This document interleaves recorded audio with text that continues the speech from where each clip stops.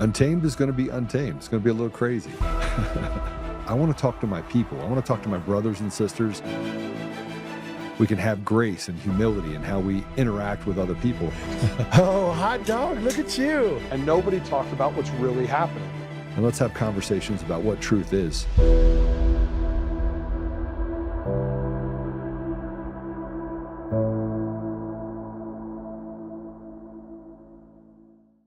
Well, welcome back. I'm not going to waste a whole lot of time. I've got a couple things happening this week that I think you'll be interested in. One of which is we have 5 times August. There will be, Brad is the lead singer of that group. Actually, he's the lead singer of the group, but it's, he'll be in studio with me tomorrow. And, well, I'm not going to waste a lot of time on, because our guest is waiting for us. But I wanted you guys to see something before I bring them on, which I thought was interesting. I am an anti-Semite, and it's really bad. So Kyle Clark, I just put it up there for you guys, put up another example of anti-Semitism out in the open in politics. Tina Peters' ally and MAGA podcaster Joe Oltmann blames Satan Jews for imprisoning Peters. Governor Polis, AG Weiser, DA Rubenstein, and Secretary of State Griswold. They didn't even mention the fact that I put in Matthew Barrett, but they knew that Matthew Barrett was not Jewish. Interesting. Oltmann then repeats his call for executions by hanging. So in this, I said that if you missed it last week, Tina Peters sits in prison for another Thanksgiving as we sit on the massive pile of proof that Dominion and their minions stole the election for decades. They have been selectively stealing your voice, enslaving you in a system designed to take from you what was never theirs to take. Jared Polis, traitor. Phil Weiser, traitor. Dan Rubenstein, traitor. Jenna Griswold, pig and traitor. Matthew Barrett, I don't know where the Jorge came from. Pedophile and traitor. The synagogue of Satan Jews stick together as traitors to our nation, to the people of Colorado. They have robbed Tina of her life, the citizens of Colorado, their dignity, and hidden in plain sight a company of demons, Dominion. It started with Eric Coomer at Sequoia Voting Systems, the chief architect in 2005. Now here we are, rotted judges operating as cartel henchmen, steal the lives of others and lie and cheat with impunity. They are traitors. They deserve to be tried for treason in military tribunals and hang.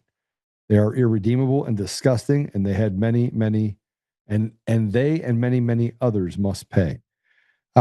So he says that I'm a anti-Semite. So I wanted to bring that attention to you because then right after that, his partner in crime, a guy that a couple of years ago went after me pretty hard. His name is Ross Kaminsky.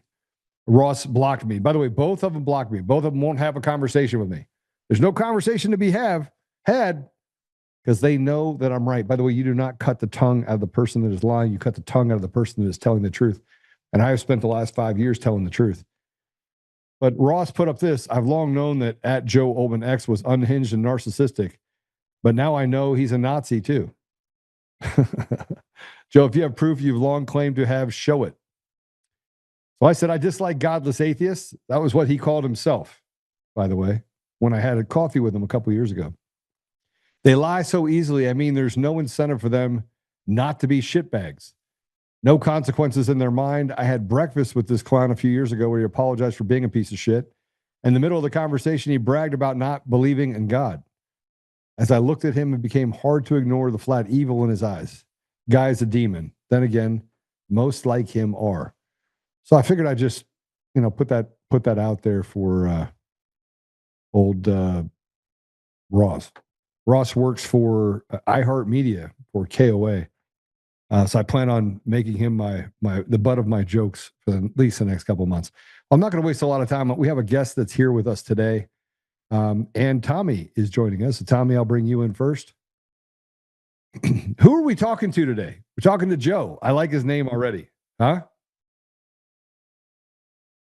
Joe, I'm just going to bring you in because it sounds like you're a mafia boss. But Joe, welcome to the show.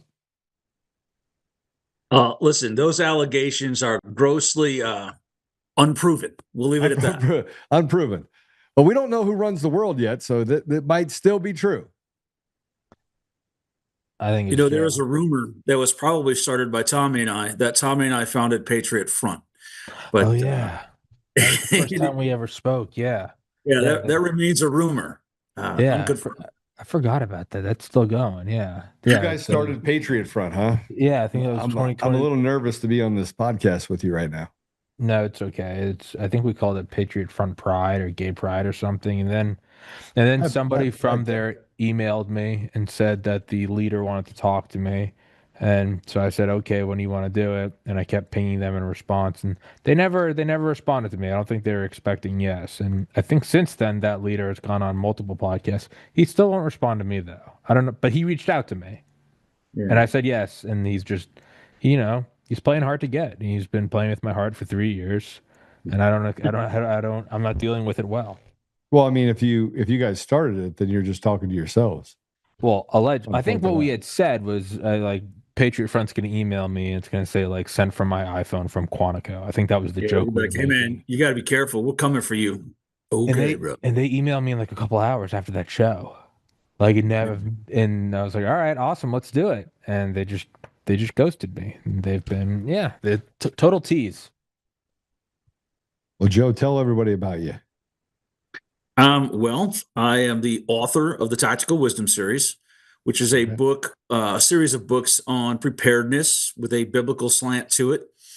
It starts from the very basic and works up through the series to more advanced skills. My most recent book is a first aid manual, but it's not like all the others. It's a 1800s first aid manual, because that might be the only medical care you're getting is whatever you can do with you and your guys in the field. So I'm working on the 6th book now. And I am a co-host on a show in the mornings called The Council on Future Conflict, where we talk about the next conflict that's around the corner and how it could impact your life and what you need to be prepared for. Are we talking about the zombie apocalypse? Is that what we're talking zombie about? Apocalypse, totally. It's going to be Venezuelan zombies, but it is a zombie apocalypse nonetheless. Joe, have you seen the Venezuelans practicing? Like, I think I could shoot them with yes. I think I could take them out with a powder gun. So I'm an instructor in Tung Sudo, and when Maduro's brother did his little martial arts form there and said he's going to use his martial arts to fight the Americans, unless we send 6-year-olds who just got their yellow belt, he's going to lose. And they've got some. I mean, the Iraqis look better prepared than they do. Oh yeah. They got some women who are in fine shape in their militias. The one that's round, that is a fine shape. But I do recommend, just as Mr. Guns and Gear did, that we offer a visa to the blonde girl holding the Romanian AK in that latest video. She can come here. She alone. Yeah. Like I said, mob boss, bro. Mob boss. Bring her in. You know, there's an important question out of that last video of their militias getting armed. And it said, would you rather have the folding stock Romanian AK or the folding stock FNC rifle that is in the pictures? And that's a tough call. That's really a tough call. I remember when I was overseas, somebody handed me a AK-47, looked like it'd been run over by a truck. And they're like, okay, you have to run this course. I was like, okay. And I remember the stock basically almost falling off, and you had to shoot these targets. And everyone says that every gun shoots straight. I'm not sure that's real. I'm not sure. I'm not sure that's a real thing. For my money, there's not a better vehicle fighting gun than an underfolding AK. Great gun, but not all of them. They're not all created equal. So. Well, I want to go back, and I want to talk to you about a few things that have been happening as you start talking about this next wave of warfare. Mm-hmm. We had a National Guardsman that was murdered, and in cold blood by a person that Biden let in. And you know, it's impossible to ignore the gravity of the ineptitude, because it would have to be done on purpose. Like, no one in their right mind would do this by accident. Like, it would, even the dumbest among us would not do this if you weren't trying to hurt people in your country. How do we square that? And why don't we have, how are we not better prepared in DC for something like this? I mean, they would just walk in the street with no weapons. Well, the problem is that National Guardsmen were carrying the SIG 320, the M17 handgun. And because of that, they are not allowed to carry with a round in the chamber because it has a nasty habit of going off all by itself. And when you look at the one iconic image from the video, the one soldier running away, trying to rack the slide on this pistol as this man is shooting his friends, that tells you why you should never carry with an empty chamber. And I think that they should have been better prepared. This tells me we learned nothing from Beirut in 1983 when we weren't allowed to carry hot weapons at the checkpoints. And because of that, Hezbollah drove right on through and bombed the barracks. So we absolutely should be better prepared in Washington, D.C., of all places. And for the liberals who say the National Guard should never be deployed on our streets, I'm sorry, that's exactly what the National Guard is for. That is where they should be deployed. They shouldn't be deployed to Ramadi or Kandahar. They should absolutely be deployed on our streets. So carrying dry, you brought up Beirut, which is a great example. Also, was another example is the American barracks in Saudi Arabia that was just blown to smithereens in the middle of towers. Yeah. So you're everywhere we've turned, we've seen the ineptitude of the security apparatus, and we haven't learned from it. If you go back 5 decades, 6 decades, it doesn't matter. We deal with the same ineptitude, which means that we're not learning from it, except for we put checkpoints at airports and try to make people feel safe when they get on flights. But we're not there. There's no. You cannot bring cancer into or bring death into your camp and expect it not to cause death. Yeah, and the problem is these people come from a country where there are no written records kept. If you ask 10 Afghans when they were born, they don't know. They're not positive on the exact date. So how do I run a guy's name and date of birth when they're not even positive themselves? And record keeping throughout the country is very different depending on which region you are in. How can I vet this guy when he has 3 different names that he goes by? You can't. You can claim you did all you want, but you really can't vet these people and know their connections. They have different ways of moving money, different ways of speaking to each other that we can't track and trace.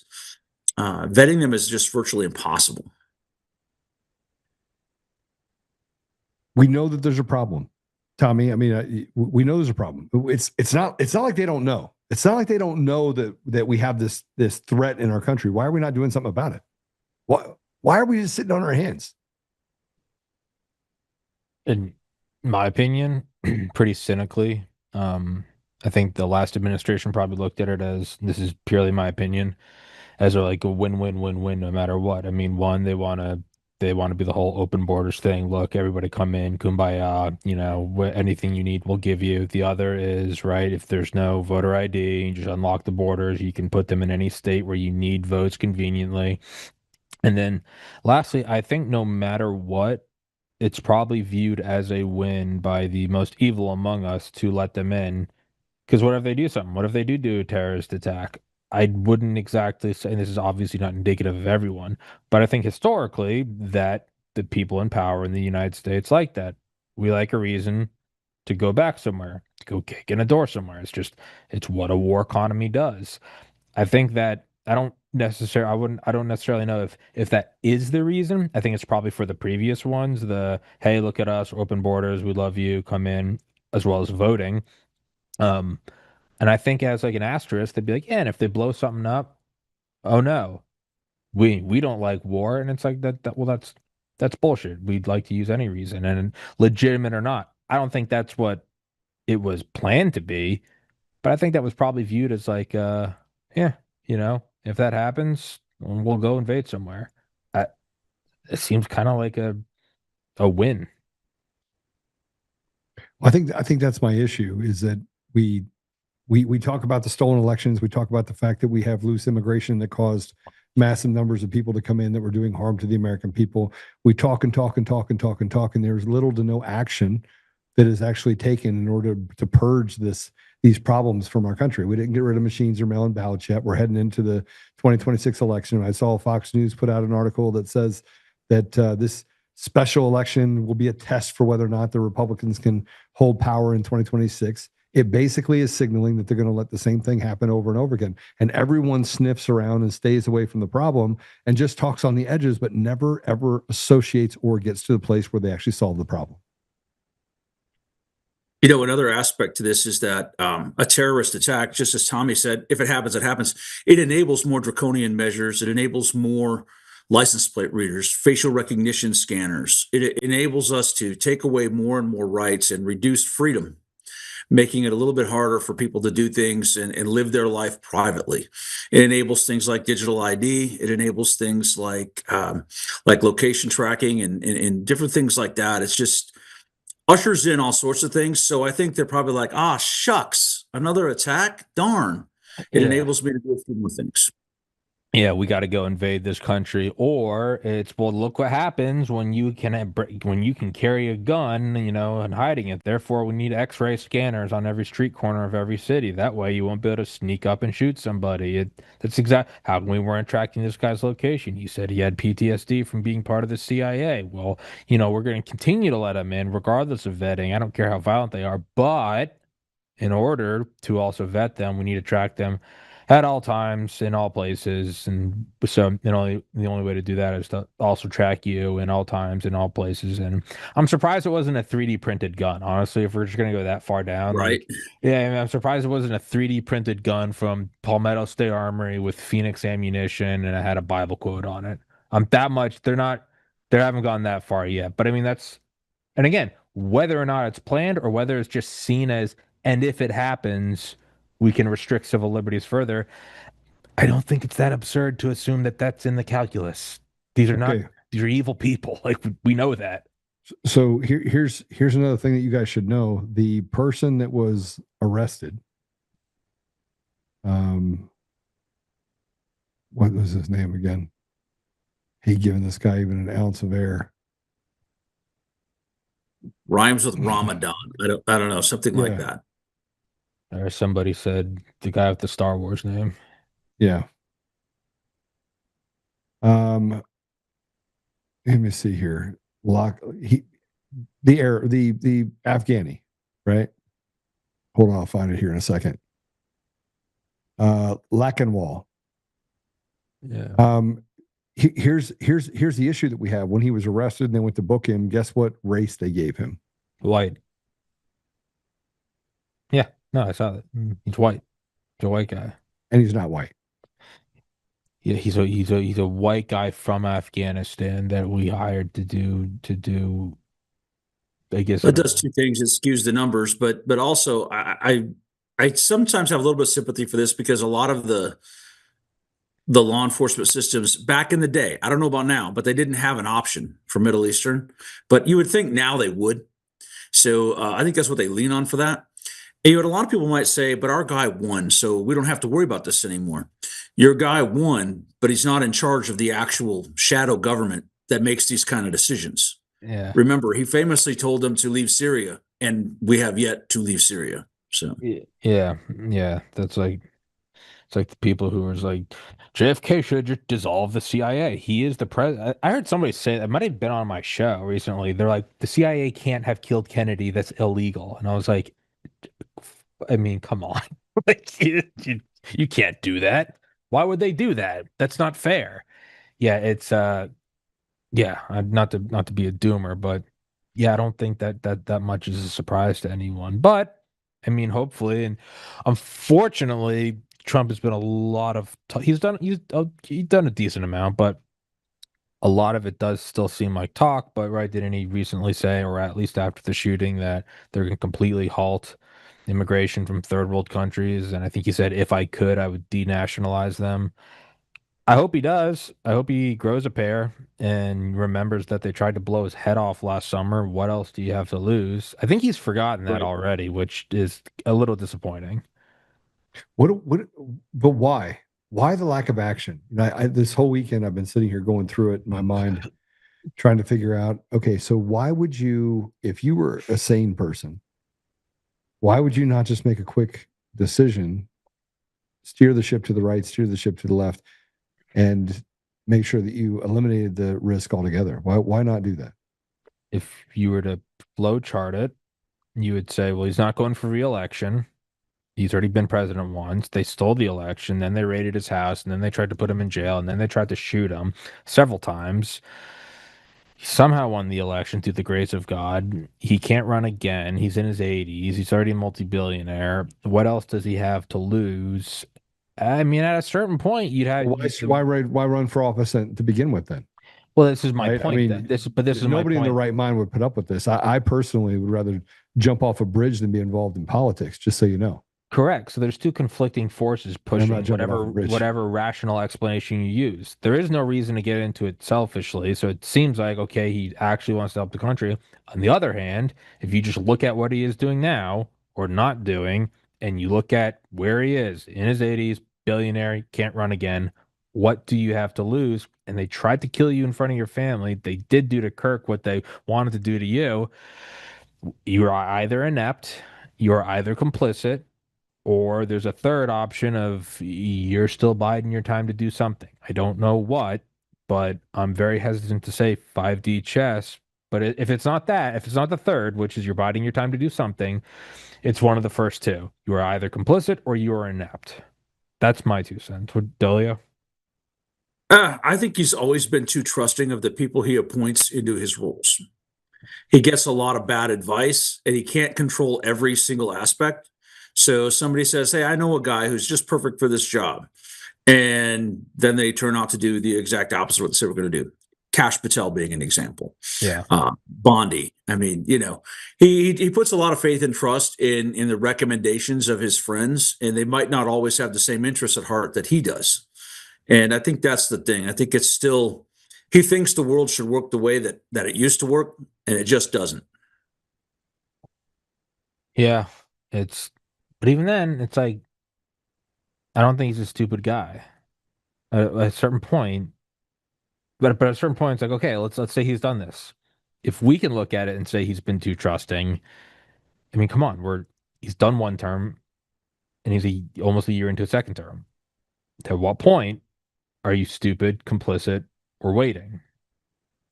Just be very honest. Like, at a certain point, what is the explanation? At some point, we need a result. Yeah. At some point, I mean, is there a fourth? Is he being, drugged and he's under hypnosis by a wizard? I mean, I'm not trying to but at a certain point, which one is it?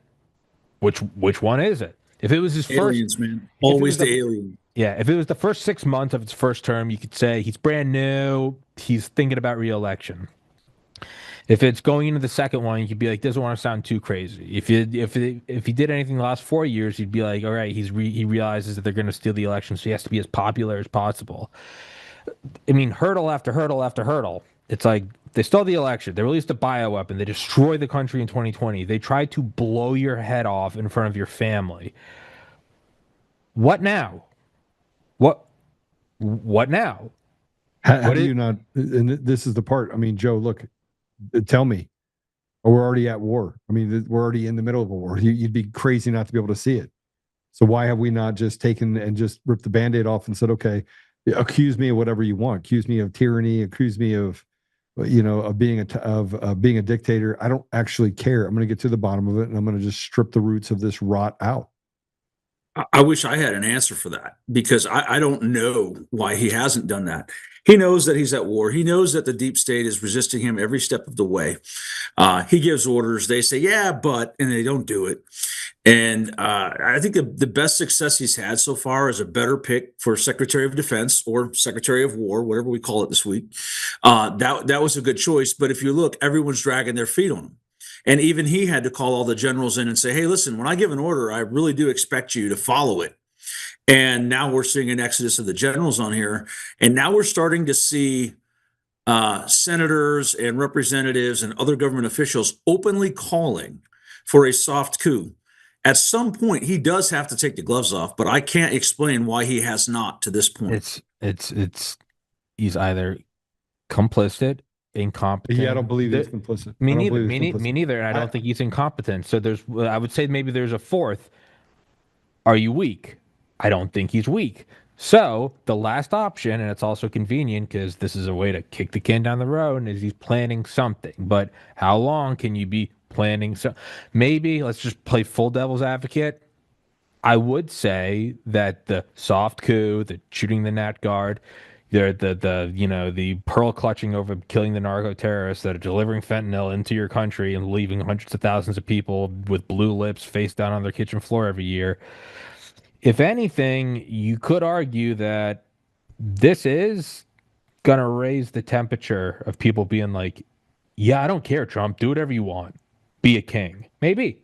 Maybe it's a brilliant move. I'm very hesitant, just me personally, to call it 5D chess. He's waiting. Something's coming. Something's going. You know, if there's anything else, if you're waiting for like your DoorDash order and after an hour, you can be like, he's just really, or at a certain point, you're like, hey, dude, this guy's either high and passed out, he's not bringing your order, and they're just waiting to cancel it. Like, at a certain point, like, the guy started, use Occam's razor. What is it? I mean, we have the Somalis up in the fraud network up in Minnesota. We found out that the governor of Minnesota actually knew it. Tim Walz knew that was happening. He saw budget shortfalls. He saw things that were coming up that were red flags that would have shown that. We saw what happened in Colorado. We've seen what's happened in California. We've seen, like, you can't ignore the fact that these people are inept and doing really bad things. They're a part of this system to destroy our country. Why is it that we can't?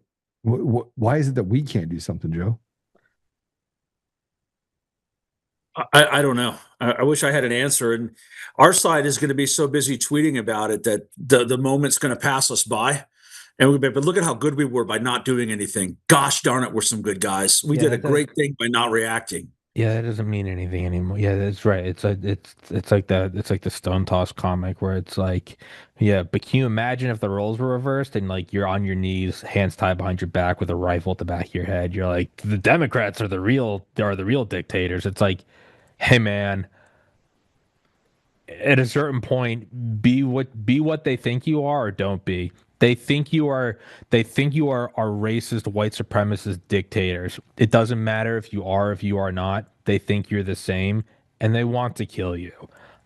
Maybe he's waiting that. I don't know. I don't know. Maybe it was all KFAB with Elon, and maybe what they're really doing is he's using Twitter as a real-time poll to be like, if these are accurate numbers, and let's just really pull something out of the hat. There's no bots anymore. It's a real-time straw poll of millions of people in the United States with country of origin verified. I'm going to release a tweet. Hey, Hegseth, tweet this out and say, we're going to kill you all. See how many likes it actually gets. Maybe it's a real-time vote, and he's waiting for it to hit a threshold of 80%, 83%. And when it hits a certain percent, then he's going to say, all right, whatever, start arresting these people. But again, that now sounds insanely complicated. I don't think that's the reason. If it is, he's a genius. I don't know if that's it. I think that a couple of things should have shown to us the real power of the president of the United States. Donald Trump's first term is the first one.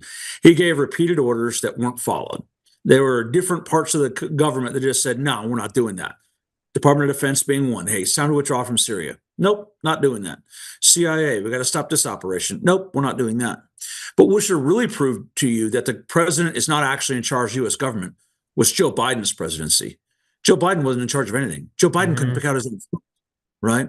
Yeah. And we find out that all these things were signed by AutoPen. All these different people had input and everything.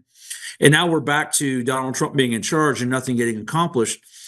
It's because the executive branch is ran by the administrative state who does whatever they want. They don't care what the elected officials say. They do what perpetuates them. The government has become at this point like a living, breathing organism. And what does every living, breathing organism want? It wants to live. It wants to keep on doing what it's doing.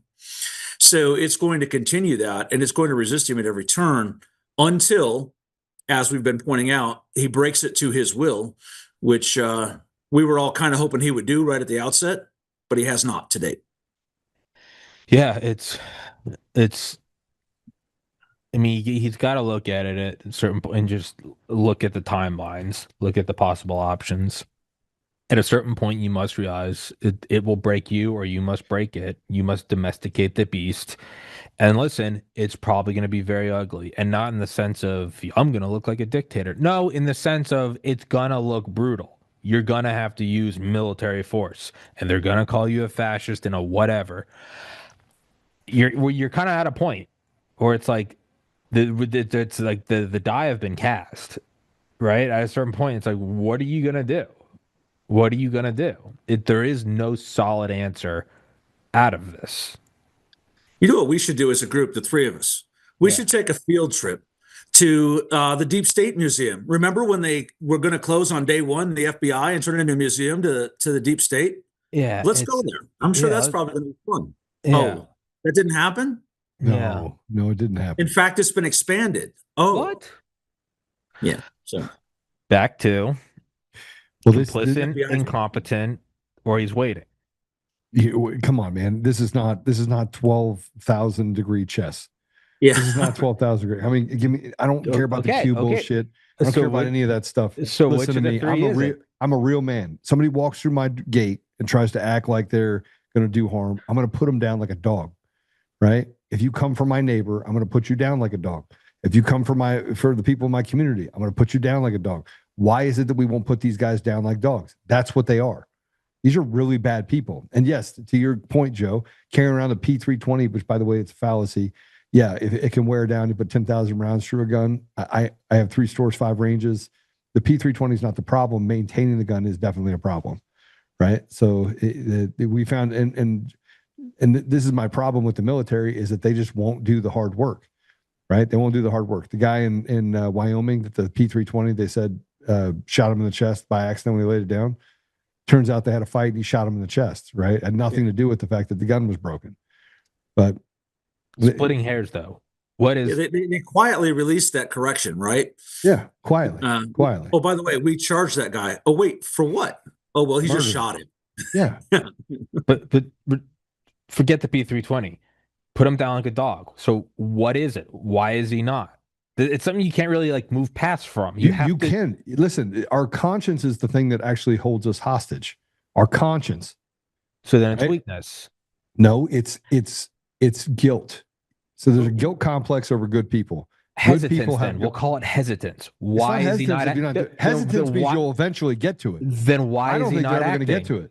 Not you. I'm asking Trump. Why? Or I'm asking you what you think. What is the reasoning then? Are you compromised? Are you incompetent? Are you weak and your conscience is hurting you, or is there a plan? No, I think that there's I think there's an option you're not understanding. Okay. And that is, let's hypothetically say you're Indiana Jones and you just fell in the pit and you're surrounded by snakes. You cannot escape the lack of loyalty. The number of Brutuses that are around President Trump right now is innumerable. You can't number them. Look, I was in Washington, D.C. on January 6th. Okay. I was downstairs. I was in Mayor Giuliani's room. We're having a conversation. Christina Bob's there. Someone I didn't know was there. His handler, or whoever that was, is there. Handler meaning just somebody that did stuff for him, went and got his coffee, whatever, right? I'm sitting there listening. I look around. And for the first time, I said, I get it. The reason why you can't get things done is that you guys don't have enough. And it's not Mayor Giuliani. It's the problem. It's the fact that there's no cohesion. There's no cohesion from people saying, all right, let's get together. We're all doing it the right deal. Because if you could cut with a knife, the amount of people just wanted to be in the room and they wanted power. They wanted money. And you could see it. Literally see it. I went to another meeting. Same thing. The amount of people that just wanted to be relevant. Not work the problem, but relevant. Mark Meadows kept me from visiting President Trump. John Eastman, who said he got up on the stage at Ellipsis. He's like, this is what happened. I'm the one that briefed him. What he said on that stage was all information that he got from me, right? And the reality of it is that I want to run away from it, Joe. I want to get as far away from this as possible. Look, if you took me off the stage and you said, Joe, I just go live over there and just do your thing and live out the rest of your life, the only thing that stops me from doing that is my conscience. But that's the same thing that literally grips. He's thinking, what's the media going to say? You can't fire we had this conversation earlier. You can't fire Fauci, even though you hate the guy. You can't fire him because you don't have the authority to fire him. Everything is a stop. Every decision that he makes today, someone is going to overrule him before he even gets to the starting line. So then why would he just give up, though? It comes down to, do you go, it can't be done, I'm in the pit of snakes? Do you go, it's so rotted through that if I try to do anything and make any headway, they'll just detonate a nuke in the US and I don't want to sacrifice millions of people. Whatever the explanation is. Maybe you say, hey, maybe a deep state dictatorship, maybe that kills 1 million people a year. But if I fight back, they're going to release a hydrogen bomb in LA and New York and kill 100 million. You do the arithmetic and go, I'll let it be a totalitarian dictatorship and kill 2 million instead of 1 billion. Whatever the reasoning is, though. Okay, it's completely rotted through. No one can help you. You're in a pit of stakes. There's no loyalty. Okay, well, then it's all for naught. You're in your second term. You're in your 80s. Go out with a Hail Mary. Get on Twitter and say, hey, it's rotted through. Buy ammo. But do something. I'm not saying it's even a good answer. Do something. The answer can't be there's no loyalty. If it is the answer, do something. And if you don't, then it's weakness. Well, it's all rotted through. I'm just going to do nothing. I'm going to wring my hands and quietly. Okay. I don't know that. I'm not president. I don't know what that burden is. Fine. But there has to be a reason and an answer for what you're doing. And I don't see one. The only thing I can come up with is weakness or fear. And Tommy, it sounds suspicious to me like you're not trusting the plan, bro. Go so far as to maybe say that. So I'm a guy that voted for him twice. Like I'm not. I'm, 3 times. Yeah. 3 times. Yeah.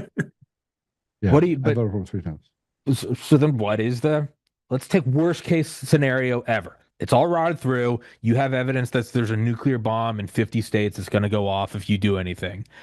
Then if that's your reasoning, okay, make peace with your creator and go, hey, God, this is why I'm letting it set up into a digital dictatorship hellscape. Okay. But what is it? But let's talk about the flip side of this, though. The other side of it is not President Trump. The other side of it is the rest of us. Why do the rest of us not act? It's fear, right? Correct. Everyone is like, well, if I do anything, they're going to arrest me and I'm going to lose my good job. So I'm going to sit here and I'm going to watch Netflix. The next season of Boobs comes out next week and I'm going to watch that instead of doing anything. And it really irritates me when we see an attack on a train and all these able-bodied men just sit there and allow it to happen. Or we have a shooting and everyone stands there and watches these people bleed out. Even if you don't have medical skills or the ability to defend someone, go hold their hand while they die and let them know they're not alone. But we have to get past that, and that might enable some bigger action, some bigger bravery on a bigger scale. I think that's what it is. You're going to have people start doing it on their own, or you're going to have people like us doing deductive reasoning and going, there is no good answer, but nonetheless, the answer results in nothing's going to get done. And they're going to quietly, you're just going to hear less from them. And it's as they take their loved ones and they go off into a secluded area and go, this is where it's eventually going. So I'm going to go get I'm going to go get ammunition and fresh water now. Or you're going to have people start to say, it's screwed no matter what. We're going off a cliff. In 5 years, I'm going to be in a camp anyway. So I might as well go out and do what is just. No good answers. But where is it going? And if nothing happens, myself included, it implies weakness. It's not stupidity, because we're all reaching these deductive reasonings that something's not happening and something needs to be happening.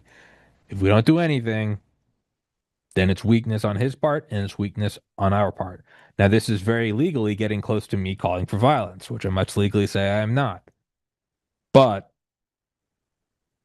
hold on, you can't say that violence is not the answer. I didn't say that. Didn't say that either, but taking action doesn't always mean violence, right? I didn't say any of that. I did not say that either. I'm just playing I'm not saying it. I'm just historically not saying it. Historically, history unravels through friction. Yeah. Just as an observation. As somebody that's been visited by the FBI before. Leave it. Over the grand course of history, the times that we're living in is the bubble and the rarity, right? Conflict, strife, civil disorder is more the order of the day than not. In the post-World War II order, we've had a lucky run, but it is a lucky run. Yeah, it's the meme, right? It's the picture of the suburbs, and it's like, this is not the norm, and it's a picture of some like Russian APC going through mud, and it's like, this is the norm. It might just be that. It might be a statistical thing that it seems like forever from 45 till now, but that's a bubble. There's a little tiny blip in all of human history, and maybe we're just returning to the norm. Okay. Well then, which flows back to, so we know that. We're reasoning that. How do we prevent that? Which then comes down to incompetence, weakness, or complicity. Or the fourth is you're planning. There are no good answers. Like a dog with a bone. I'm just saying there are no good. What is the answer? Well, I can tell you what the answer is. No, I'm with you. I can tell you what the answer is, and you're not going to like what the answer is. And men have to start being like men. And President Trump, you say it's weakness, and I want to point this out: the people that we see on TV, the people that we see that are influencers, those aren't real men. Those aren't real men. Those are boys. Those are boys that are more concerned with following, right, and looking important than they are with doing the right thing that needs to be done. They sniff asses just like everybody else. And the people that come out and actually talk about the way things should be, which is President Trump, in large part, I do it, you do it. Those people get sidelined. Those people get the you're a Nazi, right? And as if it's going to make me back down at this point. But we ignore the things that are right in front of us. We know that they stole the election in 2020, and we debate the ridiculous. We debate it. We let them have space. We let them speak. We let them throw their little protest. We let them take shots at people on our side without just literally breaking their faces wide open. And I'm going to tell you right now, I'm not calling for violence. I'm saying that if you fuck around, you should find out. I think you're right. I'm a biblical guy. What's that? To them that they could literally get caught stealing an election, red-handed. All the evidence was there, and nothing would happen. Because all they had to say is we didn't do it. I'm like, oh, that's it. Oh, show us the proof. Can't get into the fucking systems. How are you going to show them the proof? And you got a piece of shit that for 20 years literally was at the helm, chief architect, who's a math genius, who came out of school, and it matches perfectly with what happened in the elections. And they're like, we don't even know what you're talking about. It's just not.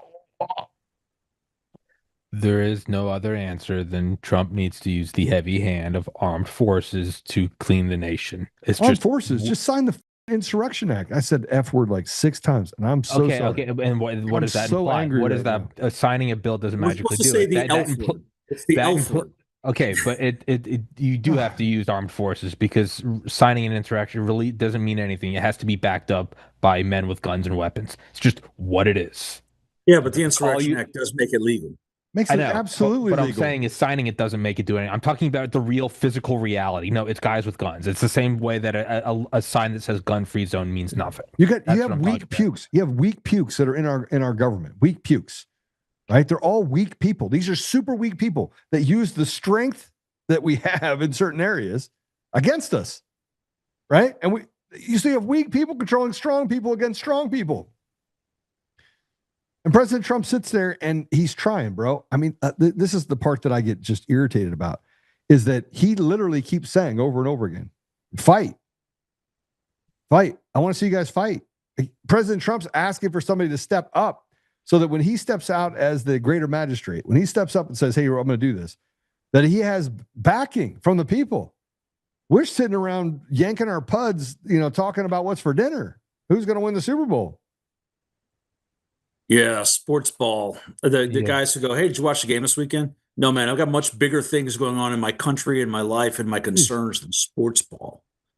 So I think that you're onto something. So we like to laugh at the Brits and say, oh, look, they're arresting you. You're letting them arrest you for a social media post. But we're no better, because we're tweeting away. Absolutely not. You're right. We're letting the left go and block law enforcement from leaving their buildings. We're letting the left go and enforce their will against the federal government all they want, and none of us show up to say we're not going to let you block the entrance to the ICE facility today. Yeah, look, I'm all about it, bro. I'm all about it. I want to just kick. Man, everything in me wants to love on people on one side, but there's this thing inside of me that just loves the fight. I love to fight evil. It doesn't even have to be violent. We could just stand there and say, you're not blocking this road today because we're standing here today, and we're going to let them get out. What are they going to do? They're not going to do anything. But you got to find people. All the people that show up for these ICE deals, they're paid. These are paid protesters, right? Most of us are working. Yeah, right? Nobody wants to risk that job. Yeah.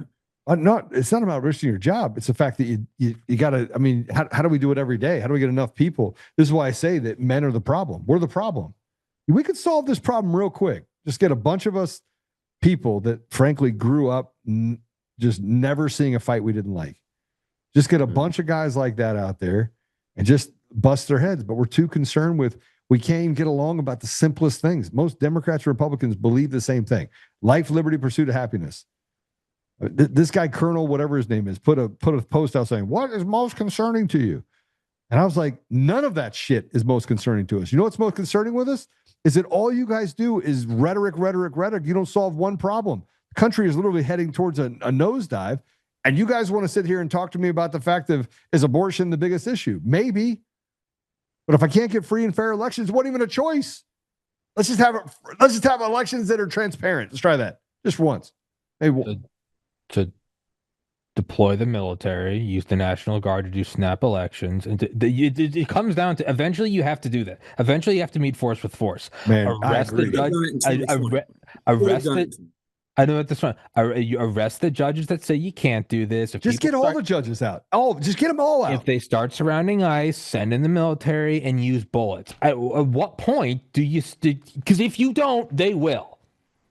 And if you know that civil unrest or dictatorship or civil war is coming, that's going to result in the death of tens of millions of people, and you know that, and you don't do anything less evil than that to prevent it, ideally you'd kill no one. But if it's going to kill 100 million people in the next 10 years, and you can do something that's going to kill 500,000 people, it's shitty you have to kill 500,000 people. But at a certain point, if you know that's coming, and you let that happen, you're no different than being one of the ones orchestrating it.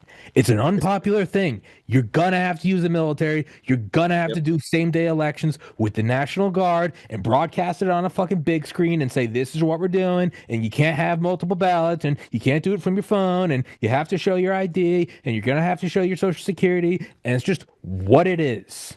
This is like the Nagasaki and Hiroshima decision, right? Correct. You're going to have to kill 100,000 civilians, and you're going to save millions. Look at how many people it's going to save in the long run. Killed 500,000. Whatever. It's what it is. It's just... We killed 20,000 people. No, I think you killed like 500,000 people. Yeah, you literally blew up every rice farm, and you basically blew up everything. Good. Good. And that's what ended it. And that the worst war in the world was ended with the two worst weapons, not with a flowery letter. It was ended with the power of the sun, vaporize. I think it was heat so hot that it melted the brains and the skulls before the shockwave disintegrated them. And that's what brought world peace after that. It's just what it is. You can dislike it all you want. It's what it is. You're going to have to deploy the National Guard in every city and do some sort of same-day elections where you're going to have to show your ID, and it's just going to be what it is.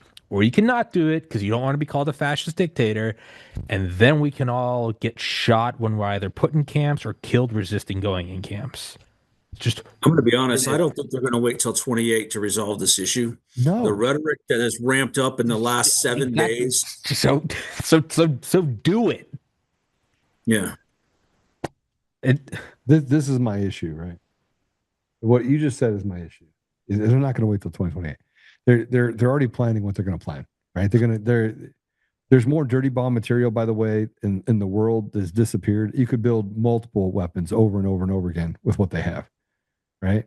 And the fact that they're on the street and they have some Afghani that we didn't, they should have filled that guy with lead. They should have basically air conditioned his head, body, the whole thing. They should have taken their P320s or whatever they had and bashed the guy's skull in, right? The problem is that we haven't shown them that we're willing to be brutal brutal to the people that are brutal to us. That's the problem, in my opinion. Yeah. You can't do that. You're the Americans. And I pointed out on Twitter the day that happened. This man meets every definition of an unlawful enemy combatant under the law of war. Not wearing a uniform, not serving a belligerent power. He could have been killed at the point of capture under international law, which is a fallacy, but under the Geneva Convention, he could have been executed on the spot. And we lack the fortitude to do so. Yeah. It's, again, like dirty bomb material. Let's say Trump knows that no matter what I do, they're going to release at least one dirty bomb in the U.S. Okay, weigh the scales. Whatever's coming, whatever civil war or dictatorship is coming versus that. Come out and say, hey, guys, we're going to do snap elections. I'm going to use the military to clean all this up. They're going to release a couple dirty bombs. A decent number of people are going to die. It's a shit scenario. It's what it is. And I think most people would go, yeah, that does suck, but okay. I'm going to tell you right now. Stop weighing everything and just do it. Just do it. Look, the complexities, the complexities of this are that there are no complexities. That's the complaint.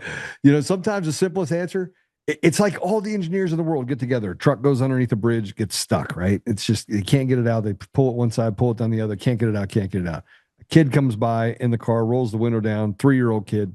It could be 4, it could be anything. This actually did happen. And said, let the air out of the tire. Let the air out of the tires. You let the air out of the tires, and now you can pull the truck out, right? The same concept is what we're dealing with right now.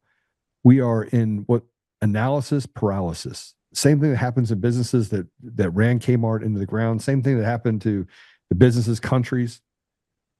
And there were some strategic decisions that were not made. Fear of loss is the one thing. If you operate from, you eventually will lose. Your fear of loss will come true. It is a self-fulfilling prophecy. And you know who doesn't have fear of loss? Soldiers that have like 3 versus 500. There's no fear of loss. They're like, you know what? I'm going home to my family. And even if they don't, somebody's getting out alive. They're going to make sure of it. And that's what we miss. We don't have that. We don't have that sacrificial spirit that captivated societies back in World War II and World War I. We don't have it. We killed off all the bravest among us when they ran onto the beaches in Normandy. That's what happened. And what we have now is a bunch of soy boys that frankly, they just, and our soldiers want to do the right thing. They come home and have PTSD. Why? Because they look around themselves and they're like, I'm serving a bunch of morons. Pardon my language. I did that for this. Right. Exactly. So, being the president, Trump has to choose whatever rationalization or explanation it is. The hypotheticals don't matter. In a couple of years, if nothing's done and he just leaves office and waves and gets on Marine One, what are you going to do now? And none his of family is not safe. They've never been safe. They never will be safe. Yeah, there's a way to make them safe. There is a way to make them safe, all right? And it's either going to deploy the military or a bunch of dudes are going to start being vigilantes. There's no good answer. So grab your balls and do it. It's very easy for me to say. It's no matter what, there's going to be violence. And it's just shitty. But we're all, we're talking about all these reasons. Is it fear of loss, or can we cite Hiroshima and Nagasaki, or can we talk about X, Y, and Z? And it's a pit of at a certain point. What is this isn't we're not taking an SAT, and this is a hypothetical question. It's December 1st, 2025. He's been in office for almost a year. They're talking openly about a soft coup and sedition. What are you going to do? I don't care if he cites an ancient Egyptian sun god Ra. Do something. Is that a real thing? Yes, that was the sun god Ra. Ra is a sun god, just so you know, Joe. I don't care what he cites. Cite the Teletubbies. Do something. Tiki Wiki bomb. Tiki Wiki. That can be the answer. That could be a psychological warfare as you roll Abrams out into DC. I don't care. But at this rate, it seems like he's going to do nothing. No matter what the explanation is. Yeah, I don't think that's the case. Then okay. So then that's the conclusion is there's a plan. Back to the fourth option. There is no plan. There's no plan. But you just said he's going to do something. I say he's going to do something because of something. The absence of nothing is something. Something's going to happen. Well, that's a bullshit loophole answer. Is he doing something and he's planning it, or is he waiting and he's going to flip a coin? Our entire country has been one big loophole. If you haven't noticed that all the things that we're getting from the courts, loophole. Okay, but if he's waiting, then is he planning, or is he waiting? Is he just going to flip a coin? I'm asking, like, what? Why is he not acting? Joe He said he's going to do something. That question. You're the expert. Shit, what do I know? I've been wrong this whole time. I thought they would do something already. Exactly. So incompetence, are you a pussy or are you waiting? And if you're waiting, does that imply a plan, or one day you wake up, throw a dart and go, that's what we're doing? That's what I'm at. It's 33, 33, and 33%. Which of the three is it? You have to choose one. You sound like a Freemason to me. Well, then be a Freemason. I don't.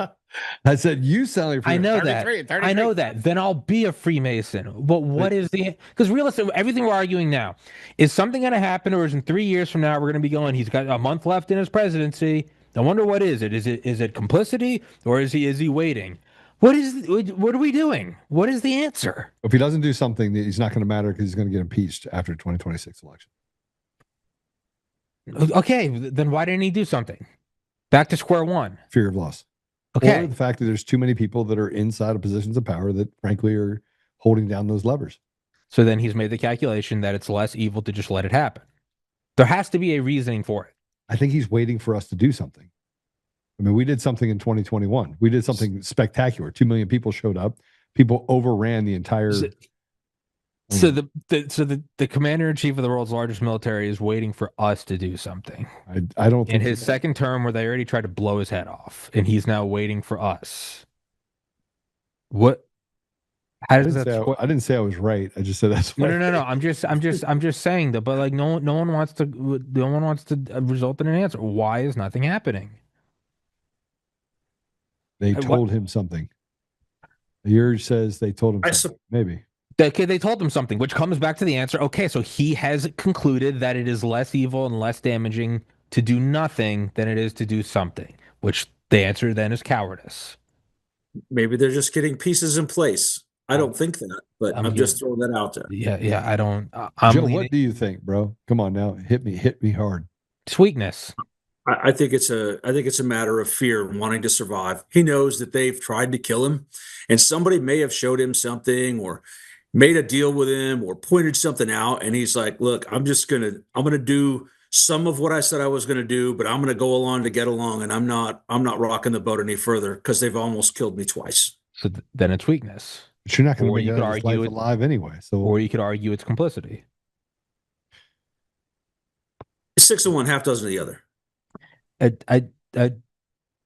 Both of you seem like you don't want it to be one of those. But what is it? If they showed him something that pussy, I don't think he's a pussy. I think okay, then he's complicit. Oh man, you're killing me. Well, what is it? Why? But Joe, you're always so good about this, about like Coomer, where it's like, hey, let's stop jumping around. I know it's Coomer. I know it's Coomer. Like I know. I don't think I know. I know it's no. I know. Okay. I didn't pick the guy out of a hat. I mean, how do you come up with the guy Coomer? Frankly, nobody knew about Coomer. He was okay. He was using that as an example. As in general, you were very good at working the problem. I don't know why you can't right now. What is because the conclusion I would have to come to would not be favorable to what I think is going on, and I would lose all hope. That's fine. That's fine. That's fine. That's fair. That's a fair answer. But then there's the honest answer. Yeah. If something is fucked, and you have to put your fate in the hands of the Lord. That's a fine answer. By the way, that's my answer. I'm not even shitting on you.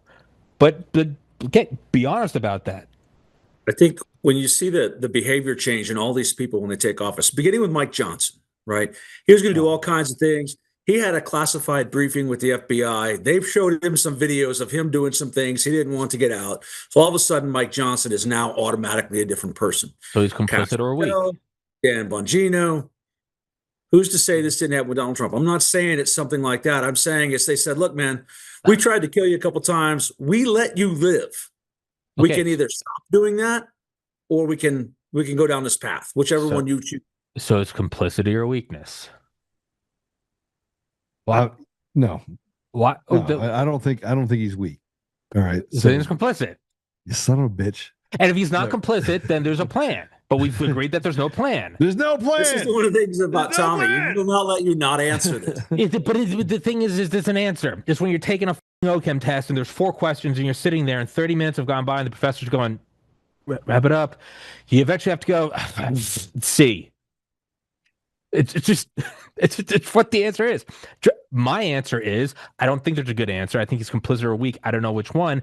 And I think this is probably a lesson from God that you can't put any faith in this because we're flawed humans. And this is a lesson in the blip of eternity that you have to put your faith in the Lord because nothing here matters. All right. That's what I ultimately think it is. So damn it. So it's going to collapse into either civil war or dictatorship and you're going to be killed. But ultimately that doesn't matter. It's about how you act in the eyes of the Lord. That's what I think the answer is. If you don't think that's the answer, then what is the answer? I think I can't do this. I think that President Trump said something really interesting that scares me more than anything in the world. You want to know what scares me about President Trump? He was asked the question, and I want you to remember this. Do you think you will go to heaven? I did see that. And he said, I'm not sure. No, it's not what he said. He said, no, I don't think my life looks very good. I don't think I'm going to heaven, which tells me he's thinking about that, which then comes down to what do you do in the eyes of the Lord? You are the president. If President Trump says, I don't think I'm going to heaven, you better believe that he's thinking about doing something pretty drastic. Or he's already betrayed. Those are your 2 options. Those are your 2 options. And if you've already betrayed, which means you didn't sell Jesus. You sold out the country then. You sold out your people. Mm-hmm. You sold out your people, right? There's only 2 options. You can pull the lever and you can say, I need to secure my children's future and my family's future. And you're willing to kill 100 million people in the United States as a result of that. Mm-hmm. Yeah, you're not going to heaven. That's very true. You're not. The other one is that he knows what he's going to have to do. It could cost a lot of people their lives. And because he sees those people as still God's children, he doesn't feel like he'll go to heaven. I'd like to believe it's the second. But based on the inaction, I get really, really worried about his answer. First of all, the timing of the question and his answer lead me down a path where he's either accepted his own fate or he is just trying to script the fate of his children and grandchildren. Those are your options. It's the first 3 options. He is either complicit. No. Listen to what I'm saying. Listen to what I'm saying. He is either I'm not attacking. He's either number 1, he's betrayed, which means complicit. Number 2, he sees what he has to do and he's scared to do it, which means you're weak. Or number 3, he sees what he has to do still and is waiting, which means he's planning. It's back to the first 3. It really is. I would like to think it's number 3. He's waiting to tear the Band-Aid off and he knows he has to. I don't know if I'm right. That's my answer. I don't think I'll answer. I don't think he's complicit and I don't think he's weak. The answer I hate the most is the one that I actually think it is. He's waiting and it's lining up and then he's going to fire and it's going to be ugly, but it's the least ugly answer. That's my answer, which is actually hopeful. He needs more guys. He needs more guys like me that'll walk in that understand how to make chicken salad out of chicken shit and aren't afraid.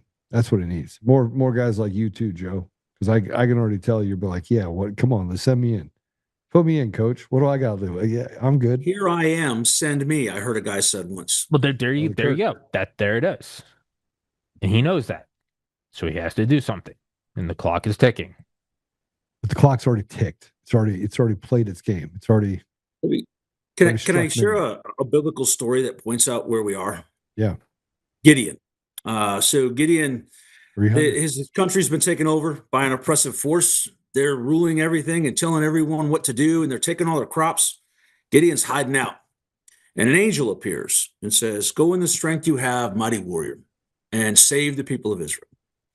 And he says, yeah, but look, man, if you're really from God, why did God let this happen? Why didn't God fix it for us? And then God replies, I'm sending you. That's what I'm doing. Correct. And I think that the lesson for all of us in this time is that we can't wait for the guy on the white horse to show up. We're the guy on the white horse, right? And it doesn't necessarily mean taking violent and crazy action and getting yourself in trouble, but it does take concerted vocal action, voicing our displeasure, and letting it be known. We cannot be passive. The Bible calls for you to be active, and you must be active. I think you're mostly right, though, in that I don't think being vocal does anything anymore. Okay, but we have to do something concerted. We have to do something. We can't just continue. No, correct. No, you're 100% correct. Tweeting is not solving this. I know that sounds crazy, but putting out tweets is not fixing things. Well, correct. Which means being vocal is not the answer. Well, hold on a second. It leaves another one, which this isn't my show, so I can't say it. I put some pretty good. I put out some pretty good tweets, Joe. Come on now. Listen, you have fantastic tweets. Here's Tommy, as the none founder of us are of attacking the quality of the tweets. Push us into a statement we don't want to make. No, I'm not attacking either of you quality of tweets. They're both very good tweets. You should be very proud. Hey, but listen, mine call for the execution of traitors that commit treason. You got Joe, when you were telling us that story earlier about your golfing buddy and you got him to open up. That's exactly what has happened with you over the course of this. Is I think you did finally answer, and you said that the one you don't want to confront is the one that makes you lose all hope. But that's the truth. It's the faithful answer. It's in the hands of God. What do I do, oh Lord? You fight. That's my problem is that we have to. I just want to fight just to fight. But the answer can't be the president's waiting for us to fight because he's the president. He's the commander in chief. Americans is we're always waiting for somebody else to step in and do it. Or if God wanted it done, he'd miracle it that way. If you actually have read the Bible, you said every time something needed to change on a drastic and national level, he sent one or two angels and they made the people do the work. That's our problem. We don't want to do the work. We want someone else to do it or just to fix, right, and be ready tomorrow. It doesn't work that way. We actually are going to have to get our hands dirty and do things to fix this ourselves. And I'm going to leave it at that. You know, and it's as close as you can get to it. The next closest thing Trump could do is he could just not prosecute vigilantes. Hey, so that's the closest he can get to him not doing it. If a bunch of, I don't know, Dale characters go out there and start doing the Lord's work, quote unquote, he could just say, yeah, he's acting in America's best interest and I'll pardon him. Maybe that's what he needs to start doing. Start pardoning veterans day in and day out who, quote unquote, do the Lord's work. And it's a passive way of he didn't have to do anything and he's letting people do things. Yes, one way of looking at it, I suppose. All right, so we've all decided that Dolio's texting me under the table, like, stop incriminating, stop trying to incriminate me, stop. I'm kidding, he's not. I'm kidding. You don't know how to incriminate anybody but yourself. I'm kidding. I know. I don't worry about that. But that's the point. I've accepted it. Like, this is what I have to do, and whatever. And they'll no knock me and kill me, and it's fine. I'm good with God. I understand that. It's sorry, Joe. No. There's no knock and just kill you. That's a firefight. You should, what's that? No, I mean, I didn't say I won't fight, but I just imagine that's probably how it will go. It doesn't. I'm just honest about that. It's. This is why you need a fraternity. Look, so what he's talking about is that I went and played golf with these guys, right? And this guy's telling me how great his life is, everything else. And I've already come to the conclusion that most of the people that we see online, they're not real people, right? Everybody has this facade. Oh, I got 800,000 followers, put on this little suit and walk around. And I'm like, get the hell out of here.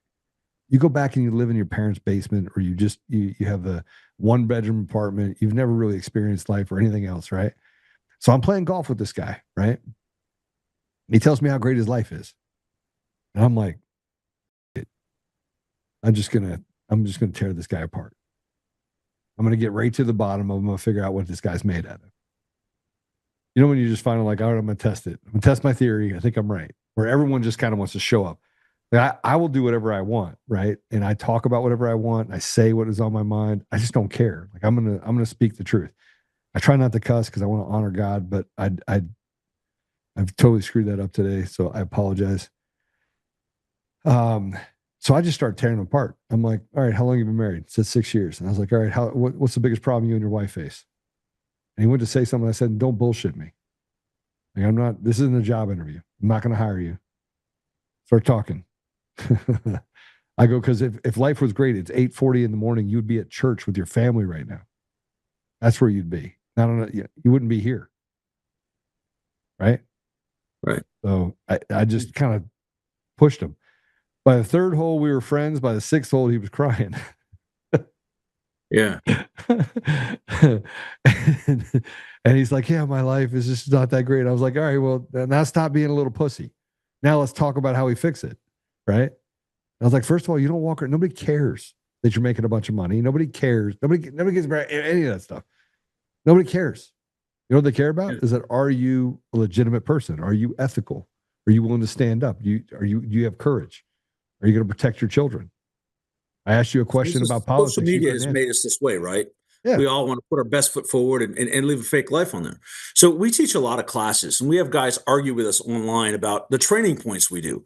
And we're like, okay, but what's the last class you took? We're going to ask. So don't give us a story. We're going to ask the trainer if you've ever been in a class. Well, I don't feel I need to, because 25 years ago, I joined the Army and I did basic training. Oh, okay. Well, guess what? You don't really train. And it goes up with everything. And the guy's like, well, I would do this, this, and this if I was, if these things happen. Okay, well, then why haven't you? Just like you said, right? Or like Tommy said, so why haven't you? Right? Why didn't you? When they stole the election in your town, why didn't you? When Antifa showed up in your neighborhood, why didn't you? Well, and there's always a reason. Like you said, they're all living the fake life, and you got to get down to what group of people is actually going to do it. And I'll be honest, NC Scout and I teach these classes all year. We see the same 40 people all the time. They come to everything, and they're trained and they're ready.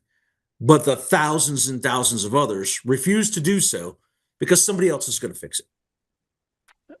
And I think that's probably the answer to everything, is the people who do acknowledge what situation we are in and where we are probably very quietly removing themselves from society and preparing.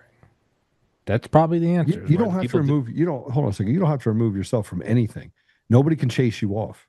That's the problem, right? Well, I don't know. I left Detroit and I'm in the middle of the wilderness. Well, that's what I mean. That's what I mean is, like, they're going, it's all screwed. Yeah. Guns and ammo, water, food, and go skedaddle, because the rest of it's going to implode. Yeah. That's what I mean. Well, I think the answer is that we're trying to put off. You know what? It reminds me of Daniel Pearl. Daniel Pearl. Remember who he was? I recognize the name. What do I recognize? A journalist that they knelt down in front of a camera, made him denounce the United States, and then cut his head off slowly on live TV. I don't know that. I don't kneel. You know what? I'm going to do it right now. I'm going to do this for all of you. I remember the first beheading in GWAT was Daniel Pearlman was one of the earliest. So I thought Nick Berg was the first. I remember that. I was in like 6th grade. I remember seeing that video in E-Bombs World. Nick Berg. They decapitated him. Yeah. Let me see if I can find it real quick. They might have taken the video offline. I think, honestly, the narco-terrorist thing is actually kind of a perfect microcosm. We know what these people are. Everyone's seen, what you like it or not, everyone's seen a cartel video. They are brutal. They're animals. And then regardless if they're brutal or animals, the very thing they're delivering, fentanyl, is brutish and animalish. But these are people who are terrorists. They decapitate people with chainsaws, and they skin them alive, and they deliver fentanyl to the U.S. What Trump is doing with Hegseth is bombing these people to smithereens and broadcasting it. And whether you did that or not, people are going to hate you. The same people that hate Trump are also the same people that call him a war criminal for killing people that bring fentanyl to the United States. That's a perfect microcosm of, even if you take out an objective evil, cartel members that decapitate people on camera and send fentanyl to your country, if you bomb them in international waters, the people that hate you are going to hate you regardless. I hope Trump's looking at this and making the brain cells are slowly connecting, where he goes, I bet this also applies to using the military domestically and destroying all these demons. They're gonna hate you no matter what, so just do it. Isn't it Daniel Pearl, not Perlman? Daniel Pearl. Yeah.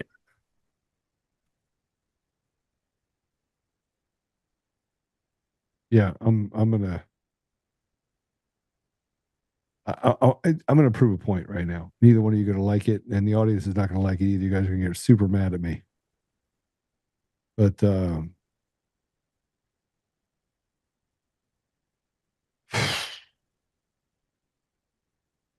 see if I can get it. This is the video, and I want to preface it by saying this: we so don't want to see gore. We don't want to see violence. We especially our side makes justifications of, oh my gosh, it's getting too close, getting too close. Let's admonish Joe for standing up for what's right. Joe, let's admonish Joe because Joe's talking about the fact that we have to hang treasonous traitors. That should be the punishment. But the reality of it is that everyone is just waiting.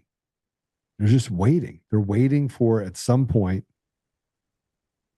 to take that last breath. Can I just have one more breath? I mean, that's what it comes down to. I think that's probably what it is.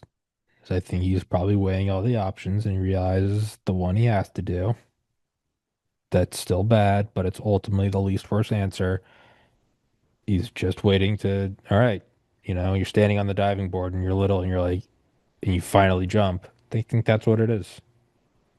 It's not a great answer, and I have great empathy for him. I know I've been, screaming this whole episode, but I have great empathy. It's very easy for me to yell about this versus you're sitting there and you got however many documents you're going, okay, well, if we do this, then this is going to happen. If we do that, we know they're going to detonate a bomb here and this is going to happen there. And eventually you look at it and it's the weight of the world on your shoulders. But, and what you didn't like, Joe, is actually what I do like, which gives me optimism, is the fact that he's openly talking about his own conscience in heaven. That tells me he's thinking about this, that this isn't just some simple, we don't know. I think he realizes that this is the nexus of where quite literally the planet goes next. It's where America goes, so goes the world. And he's at the top. I have great empathy for that. I'm happy to hear that he's talking about heaven because that tells me he's walked all of this out to the highest nth degree. And it's, oh, wow, this is really, wow. This is between me and God. And I hope he acts. Dolio? I know this guy who said that World War III would not be a conflict among world powers. It would be a collection of civil wars and regional wars all going at the same time. That guy's name was Joe, and he looked a lot like me. And do you get the feeling that I'm wrong or I'm right in that prediction? I think you're right. I think that is the outcome. To the point you just made, how goes America, so goes the world. And I think the fractal ripples. Yeah. Yeah. So if that's one outcome, if the outcome of doing nothing is top-down dictatorship, the third option is something that's pulling the Band-Aid off, but allows you to thread the needle between the two of those, the regional and civil wars versus totalitarianism. It's going to be an unpopular third way, but it's the least worst way. I'll be honest, though, doing nothing, all it does is kick the can down the road. Because eventually there's going to come a point where they're going to say, okay, now they are intruding upon my freedoms too much, and I'm going to have to do something. You're gonna have a bunch of guys doing that. The Band-Aid, the better option. And at that point, the keg's already lit, and now it doesn't matter because you have people going, you know what? Now I got 2 kids, I got a wife. You know what? My universe ends at my front door, and then once that happens, as Clay says, it's a prairie fire. It's gone. I hope he prays on it deeply, and I hope the Lord guides him. All right, so I'm not going to play it, but let me describe it for you. I'm not going to play it. I just saw the video again, and the family has asked for that. It's not a good video. Yeah, no, it's a terrible video. It's a terrible video, and they make a point of saying that he's a Jew. I don't actually care what he is. They beheaded the man because he was a symbol for them. He was a example of what they wanted to do to America. And by the way, they did it. The World Trade Centers fell and they, bombed us. And then all of a sudden now they're being put in political office, right? You got a Somali woman in Minnesota that literally hates America, stands for Somalis. And we can even talk about what happened in Mogadishu. And we are the most backwards ass people on the planet. Like, we are just backwards. We let our enemy just into our, be in Congress. Oh, you want to be president? No problem, Barack. Gotcha. But here's what happened. They held him hostage for quite some time. This is in 2002, by the way. Okay. They held him hostage for a long time. They talked about letting him go. They made him do a series of videos where he basically denounced the United States. Hey, I'm holding a newspaper. And then the last video, he had a bag over his head. They pulled the bag off. They let him speak. And he talked about how bad America was. And then after he's not even fully all the way done, a Pakistani man comes up, grabs him by his hair and his head, and severs his head. Do you think he believed all the stuff about the United States that he said? No. You know why he did it? There's a sword right there off screen the whole time. Yeah. He just wanted to breathe one more day. He just wanted to breathe. Yeah. He just wanted to take another breath. Yeah. And right now, we collectively are just taking another breath. And we're acting as if, hey, let me just live another day. It's the whole idea of being the victim and being like, I'll do whatever they tell me to do. I just want to live one more day. I'll just do whatever they tell me to do. And in the meantime, they rape everyone around you. They do whatever they want to you. They murder your children, and you watch it happen. You debate the ridiculous because you're afraid to stand up for what you know is just right. Yeah, I think that's well said. I think that's the most human answer. I think that's the honest answer is push comes to shove. You just want to breathe again. Just give me one more day. I think that's a completely honest answer. It's the most human answer. And it's fine to answer that.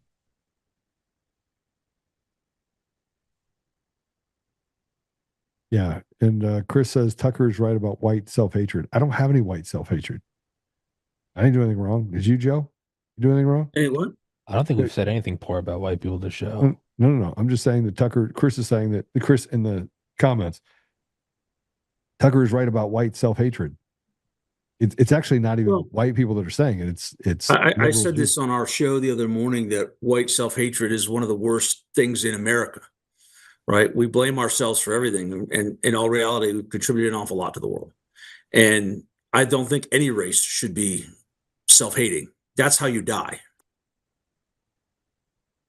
I agree. Hell yeah. I agree. Well, Joe, go ahead and tell us what go ahead. Sorry, Tommy. No, I was going to say, so in conclusion, Trump needs to deploy the military to all 50 states and kill all these people. I think just military tribunals, man. Just get the generals that didn't disobey your direct orders, bring them in, arrest the other generals, just arrest them. Yeah, execute everybody. Yeah, and bring in some good people into the military. But the problem is when you see this big of an infiltration, they waited like a sleeper cell until they had enough density, they could create enough issues, which is typically somewhere between 45 and 50%. Because they know that 90% of the other 50% that's left, they're shit bags. They're not going to do anything. You only got 10% left, right? And if they hold the axle of power, which is the media and the elections, it's all over. Mm-hmm. Curtain call. So might as well go out shooting. I agree. Joe, is that the answer? I'll give you the final word on this segment. I think the answer is that everyone needs to collectively stand up and say enough and support whatever he does, but he needs to do something. So agreed. The answer, you know what? I think that dropping out the generals who have been the most disobedient, absolutely. I think charging Mark Kelly because he meets the requirements of 18 U.S. Code 2387. Nobody has to actually disobey an order. You just have to have encouraged it, and he did. And I think that if they did that, you would probably scare a lot of them right back under the covers. So, And like you said, 90% of them aren't going to do anything anyway. You just make it happen. Or like a shark, Trump could get a taste for blood and then go back for more. I tried this guy. That kind of felt good making an example out of him. Possible. Let it overcome you, Trump. Joe, how do people follow you? Put the hood up. How do people follow you? I'm sorry? How do people follow you? How do people follow you? I had a noise here that distracted me. So you can find me on Twitter at DolioJ. You can also find me at my website, tactical-wisdom.com. And you can catch me every Monday, Wednesday, and Friday from 8 till 10 on the Council on Future Conflict here on Rumble and over on YouTube. I just followed you. Check us out. And I'm gonna Tactical Wisdom series. I need to read that. I'm gonna add it. Hey, listen, Tactical Wisdom books make a great Christmas present. Make it happen. I just did. And the training you do right now is to train people how to basically defend their families. I'm sorry, I didn't hear that. You train people on how to defend their families? Oh, yeah. We do all kinds of classes. We teach people fieldcraft, where you get out and learn how to move in the woods. We teach community security, where you can protect your neighborhood from the Mongol hordes or zombies or whatever it is that's coming for you. I teach unarmed and armed self-defense. We teach everything from unarmed self-defense through firearms, and we do all kinds of fun classes. Check out our schedule there on the website. Okay, so north meaning, are you up in like I'm in almost Canada. That's what we call it, almost Canada. We're in the Swan Valley of Northwest Montana. We have a nice camp here with a full-size gym and a bunch of acres of woods adjoining 6 million acres of wilderness for getting out and doing all kinds of patrolling training and good stuff like that. We have a good time out here. We'll be hosting Mountain Readiness out here this summer, a big preparedness festival. So come visit us. You know, I should get out there just so I can show some of you guys that I know what I'm doing. Or you could just shoot me in the face with a paintball gun. One of the two. Look, man, it's a whole campground. You can just come and hang out for the weekend. It's a good time. It sounds like fun. Joe, thanks for joining us. And I haven't lost full hope, but it's getting close. Just kidding. It's not. No, you just gotta pray. You just gotta pray. You do have to pray. And by the way, the answer might be like, hey, you don't get out of this alive. But if that's God's plan, then it's God's plan. You were never getting out alive anyway. Yeah, no question. No question. I did actually just follow you, Joe. But Joe, thanks for joining us. Really appreciate it. I do want to get out there. Maybe I'll come up and visit with you and do some training with you. Be a good addition. We got fishing and hunting too, so we got everything. Come on. Don't threaten me with a good time. Now you're talking my language. Me and Kyle Seraphin were like, we need to find a place in Montana, just build like a community deal and just make sure we have all the front, put some claymores out around the edges and make sure we can get in. Yeah. Rumor has it has some flashbangs showing up to test soon, so join the party. Have you played with those before?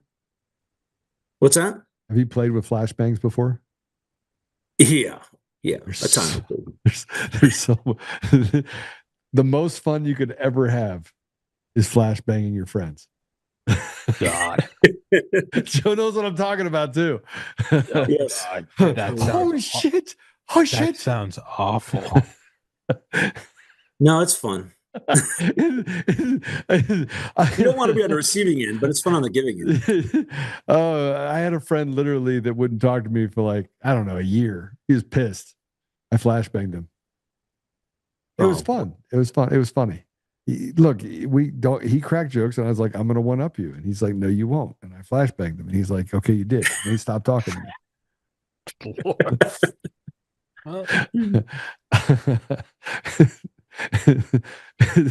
And I did it in such a way it's almost like hotboxing someone. It's like you should never have done it that way. I felt bad afterwards. God, that sounds awful. Yeah, it was bad. All right. Joe, thanks for joining us, brother. I appreciate you. Anytime. All right. God bless you.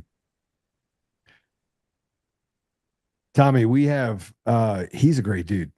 Yeah. We can get in a lot of trouble. We probably could have said too much and got all three of ourselves in trouble and grabbed us. No. They would have showed up at your house because you're like an easier target. You're down the street from the FBI headquarters. They absolutely would, yeah. There's a couple things that I wanted to go over today that outside of that, because we've got some problems. One of which is I want to talk about Tina Peters. I know you've probably heard about this. But she's in, man, it's crazy. I'm going to read this. This is a post from Tina Peters. Thank you from the bottom of my heart. This is message from Tina Peters. Thanks from the bottom of my heart to everyone to keep me in their thoughts and sent prayers yesterday. This is the second year that I have spent Thanksgiving in prison. This time of year, it always brings heavy to me, always heavy for me. Coming directly on the heels of Remington's birthday, being in prison, I'm constantly reminded of all the blessings that we have that we so often take for granted. So many of these women do not have families outside of here. And something as simple as the freedom to wake up and make coffee at home in my own kitchen seems monumental after 14 months in here. Remember all those that have served our country in uniform who are not home with their families yesterday. Pray for the families of the 2 National Guard members who were involved in the shooting. One will never have another holiday with their daughter. May God see that the second gets to keep their son.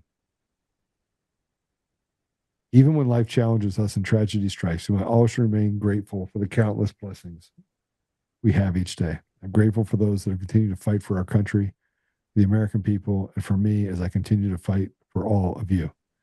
If you can support me, please go to tinapeters.us and support my legal defense. The Mesa report highlight the evidence that I preserved. And if you do nothing else, pray for justice for all the Americans who triumph over those who betray the spirit and truth and freedom. God bless you all, and thank you for your support, Tina Peters. Man,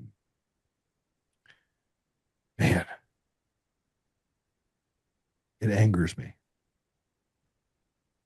It angers me. And I want to say that it's normal. I'm also going to talk about someone who. This is Carrie Lake on Tina and the J6ers that play cut 2. I tell you, Tina Peters is a really good woman. I know her personally. I consider her a friend. Her son died in the line of duty, active duty, Navy SEAL, I believe he was. And to throw her behind bars, the same corrupt people in Colorado who were behind the election malfeasance. And when she was trying to say, we're going to collect the evidence and make sure that we are responsible to the voters and the taxpayers, they throw her in jail for that, in prison for that. She's a woman who's got health problems, and I'm afraid if we don't get her out, that she'll die behind bars. This is an unfair sentence. It's ridiculous. Same thing. They threw the book at her for ridiculous non-crime. The same thing they did with the J6ers. And, come full circle. One of the judges who handled so many of the J6 cases, you might remember him. He was the judge who fell asleep during their trials. And then when he woke up, threw the book at these J6ers who didn't do anything wrong except protest, peacefully. And so I have that same judge over all the cases that have been lodged against our agency. When they get somebody in an agency and we are starting to clean things up, that's when the deep state starts throwing out malicious lawsuits. We've got 5 or 6 malicious lawsuits. They want to tie us up in court. They want to do this with all the other agencies as well. Anywhere where they're bringing reform, they want to get them tied up, tangled up in court with judges who, like mine, actually threw the book at these J6ers for simply protesting at the Capitol.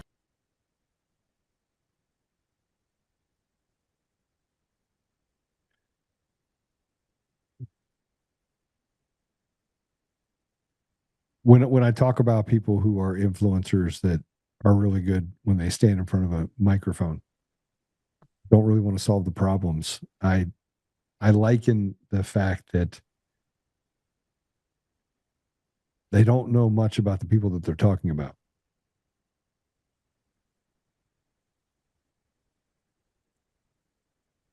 They're concerned about what happens to them, not what's concerned about what happened to other people. And Tina Peters had to spend her second Thanksgiving in prison. Did Mike Lindell spend it in prison? Sharona Bishop? Conan Hayes? Gerald Wood? Anybody else that went to Tina and said, hey, you have an opportunity here. We can get this information and we can prove all the fraud. Any of those people go in prison? I think it's just her. Just Why her. is it just her? My problem with what's happening to Tina Peters is that everyone who said that they were there to support her, to take care of her, abandoned her. Sharona Bishop did it right up front. I mean, she was a Fed from the beginning. You have Conan Hayes, was a Fed for the CIA. That's who they picked. They picked the guy. It was a Fed. Gerald Wood could have done gotten the copy, no problem. Right. And this is the part, Tommy, that I have the most problems with, is that everything that they did, like turning off the cameras, and they didn't have to do any of that. They didn't have to do any of it. They had to do none of that. She was protecting it. She didn't have to turn off the camera, and nobody was monitoring him anyway. She didn't have to. She went to the IT department for the city and said, I need you to make a copy of this. They're getting ready to change things. I need you to make a copy of it.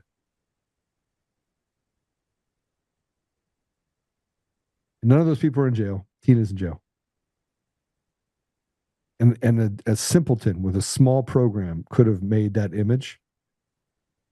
And then what did they do? They flew her out to Mike Lindell's symposium, dog and ponied her around. What happened at the symposium? I specifically said, Tina, I don't know you very well, and it's good to meet you. Do not get on that stage. Do not get on that stage, Tina. Do not get on that stage. And everyone else, from Kurt to Mike Lindell to Sharona, said, Joe, butt out of it. And I'm like, listen, they're going to clap. You're going to be ingratiated by the support. It's going to give you courage. You're going to say things. You're going to be bombacious. It's going to be a bad idea. Don't do it. And what did they do? As soon as she got on, they pulled up the image and they let a guy named, what was that guy's name? What was his name? The guy from Japan, 8chan or whatever. Ron Watkins. They let him speak, who uncovered Conan Hayes, who was upstairs yanking himself around over the fact that he didn't have PCAPs because they didn't exist. It's all a setup, Tommy. The whole thing is a setup.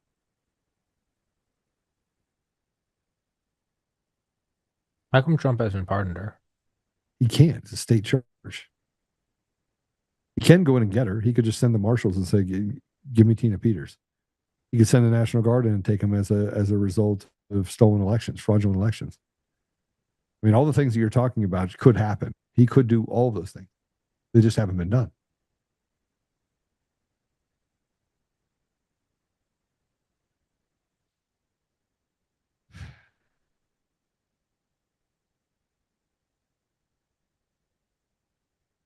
How much election fraud? We have so much information on the election fraud. And everyone says Dominion, Dominion, Dominion, Dominion, Dominion. Right? In 2005, Dominion was what company? Before it was purchased, it was what company? Diebold? Sequoia Voting Systems. No. Who was the chief architect? Coomer. Yeah. When it sold to Sequoia, who went with Sequoia to Dominion? Coomer. Yeah.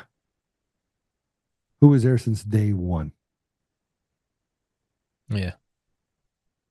Who wrote their doctorate thesis on energy decay models? What would you use that for in an election other than PID controllers and fixed outcomes? That's the whole idea of it. It's not by accident. They needed it. Here's a post right here. Tina Peters was a win against Greta Griswold's felonious orders and backed up the election data before they wiped the system. Clear, deliberate manipulation of the voting systems. Audit trail deleted, system logs deleted, voting files replaced with new files. This is why Judge Barrett denied her entering the evidence into testimony, denying almost all of her witnesses, and then sentenced her to 9 years in prison. Tina Peters uncovered a way the Democrats' apparatus had been interfering in U.S. elections. Like, we know all this, Tommy. Why in the world right now, with all the information we have, with what Emerald put out there, what we got from the whistleblowers, from Patrick Byrne, why have we not taken all this information, put it together, and been like, let's just arrest them all? Do you want my answer? Yeah. Not gonna like it. It's the 3 options I brought up earlier.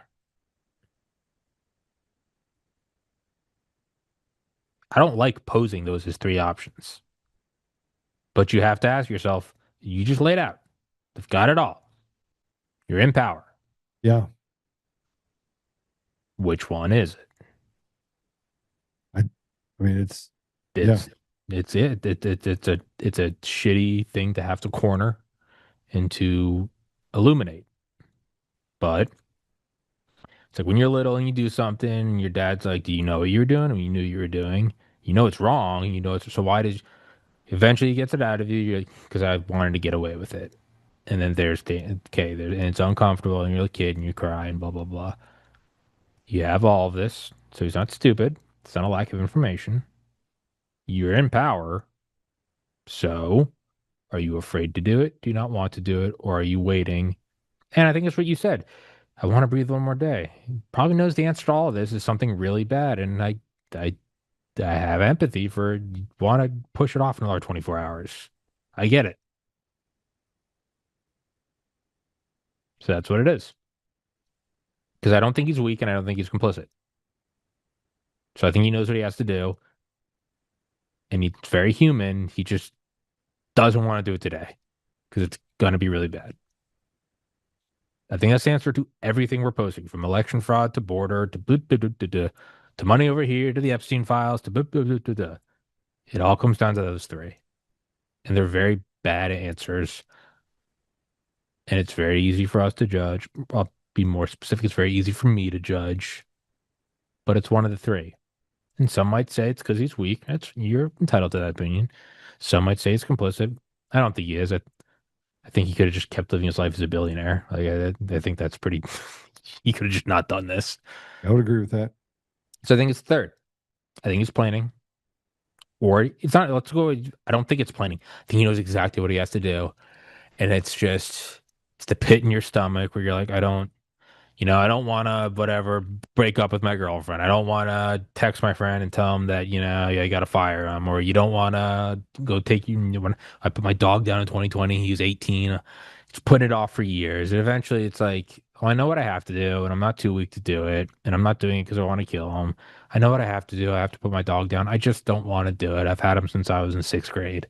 Yeah. But eventually you go, it has to be done. And you do it. And I think that's what it is. I think he knows exactly what has to be done. I don't think he's planning, because planning implies he doesn't know. I think he knows what he has to do. He's probably got a war plan written up with Hegseth that says, you give the word, we can go do X, Y, and Z, and it's going to be bad. And why wouldn't you bring other people in that know what they're doing? And maybe they are, right? Maybe that's. I think they probably are. That's the thing, is I think they probably are. I think it's probably all buttoned up, and it's like, when are you going to do it? And it's no one can make that decision but him, and I have great empathy for it. You know. Pray, stand, speak, act. 4 things that you have to do at all times. Correct. But I will tell you that the only reason that the left is taking as many shots at me as they are is because they know that what I'm saying is accurate. Uh-huh. Otherwise, they wouldn't be taking the shots at me. They wouldn't care. Yeah, they wouldn't care. Right? Yeah. And this is where we are. Yeah. It's actually, and it might not sound it, it's actually the best possible answer. I certainly don't want the answer to be you're complicit. I certainly don't want the answer to be you're just a pussy. It's actually the least worst answer. Yeah, I know. He knows exactly what he has to do. There could even be a worse answer than that, second to least. he has to do something and he's just drawing up a plan. Well, that still applies. How come you haven't drawn it up yet? No, I think there is. I will say, I legitimately think there's a plan. I think there's some threshold they're waiting for. And the threshold might very well be God's going to knock him off his horse and be like, hey, dude. And he has to do it. And it's the weight of the world. And it's probably whatever it is, it's probably going to result in the death of millions of people. Yeah. And it's awful. It's awful. All jokes aside, it's awful. You have to pull the Band-Aid off. Pulling the Band-Aid off implies there's also going to be a lot of pain. They're probably, all the deep state assets are probably going to burn everything they have. They're going to do cyber attacks. They're going to cause nuclear plants to melt down. They're going to vaporize a city or two. It's going to make 9/11 look like nothing. It's awful. And it's pretty awful that Trump knows, even if I'm doing the right thing, when I do this, I will still be responsible for those deaths. As Harry Truman said, get Oppenheimer out of my office. He doesn't know what it's like to drop bombs. I know what it's like to drop bombs. And Harry Truman, a World War I veteran, said you have to understand that these bombs are not cannons or guns. These are bombs that kill women and children. And he knows that. And he took it on him. And God bless him, he did it. And I think it probably haunted him till the day he died. But he did it. That's what it is. And you could argue Truman knows he has to drop this bomb. It's going to end the war. Yeah, you know what? It's a human thing to go tomorrow, this time tomorrow, 100,000, 500,000 kids are going to be dead who aren't dead right now. And it's only because of my word. I would imagine that crushes your heart. I would imagine that is like trying to squat the weight of a planet. I get that. But it's actually the least worst answer. Much worse answers would be that you are weak or that you are complicit. The least worst answer is you know what you have to do, and you're showing your you're not in a good way. You're showing your humanity. And you're going, can we just wait a little longer? Do I have to get up right now? Can I hit snooze for just 5 more minutes? Can I have 5 more minutes? Because once I do this, the world's changed forever. But I think that's the answer. And that applies to everything. To the border, to elections, to money to Ukraine, to letting Israel, supplying weapons to Israel that is doing this to Gaza. I think it applies to everything. I think it comes down to that. And it's, hey, man, I pray for him. That sucks. That sucks that it's on his shoulders. I'm sure he wishes it was on anyone else's shoulders. Yeah. Well, I agree with you fully. Yeah. I shouldn't, but I do. And it's if you walk it out, it's actually the least worst answer.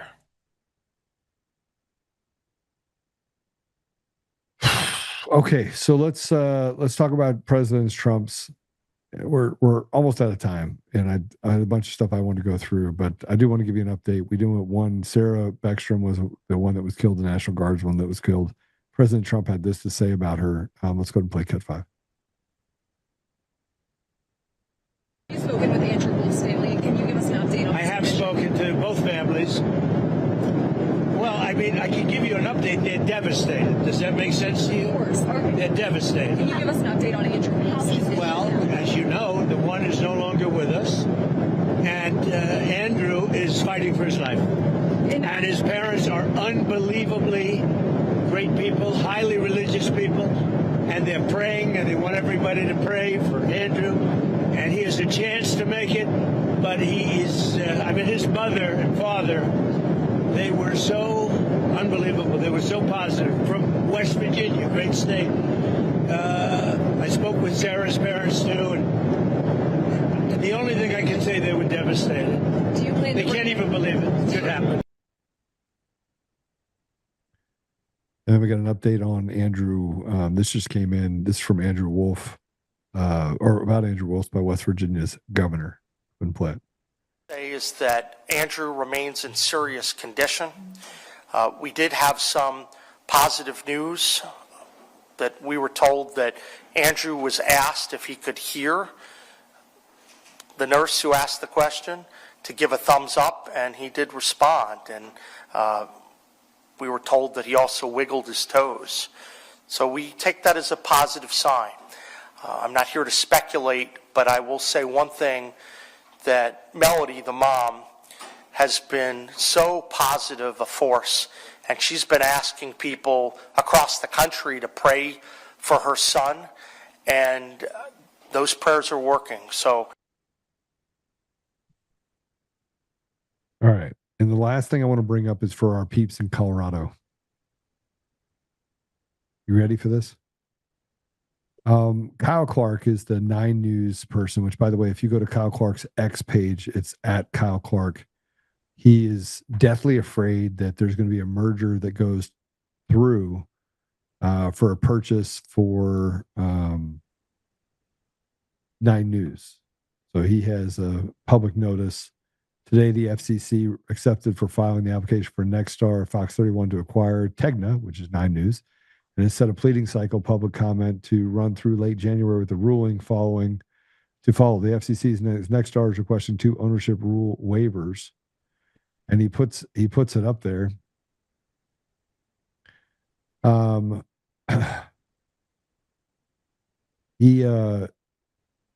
When they do acquire 9 News, Kyle Clark will most likely be fired because he's a radical leftist shitbag.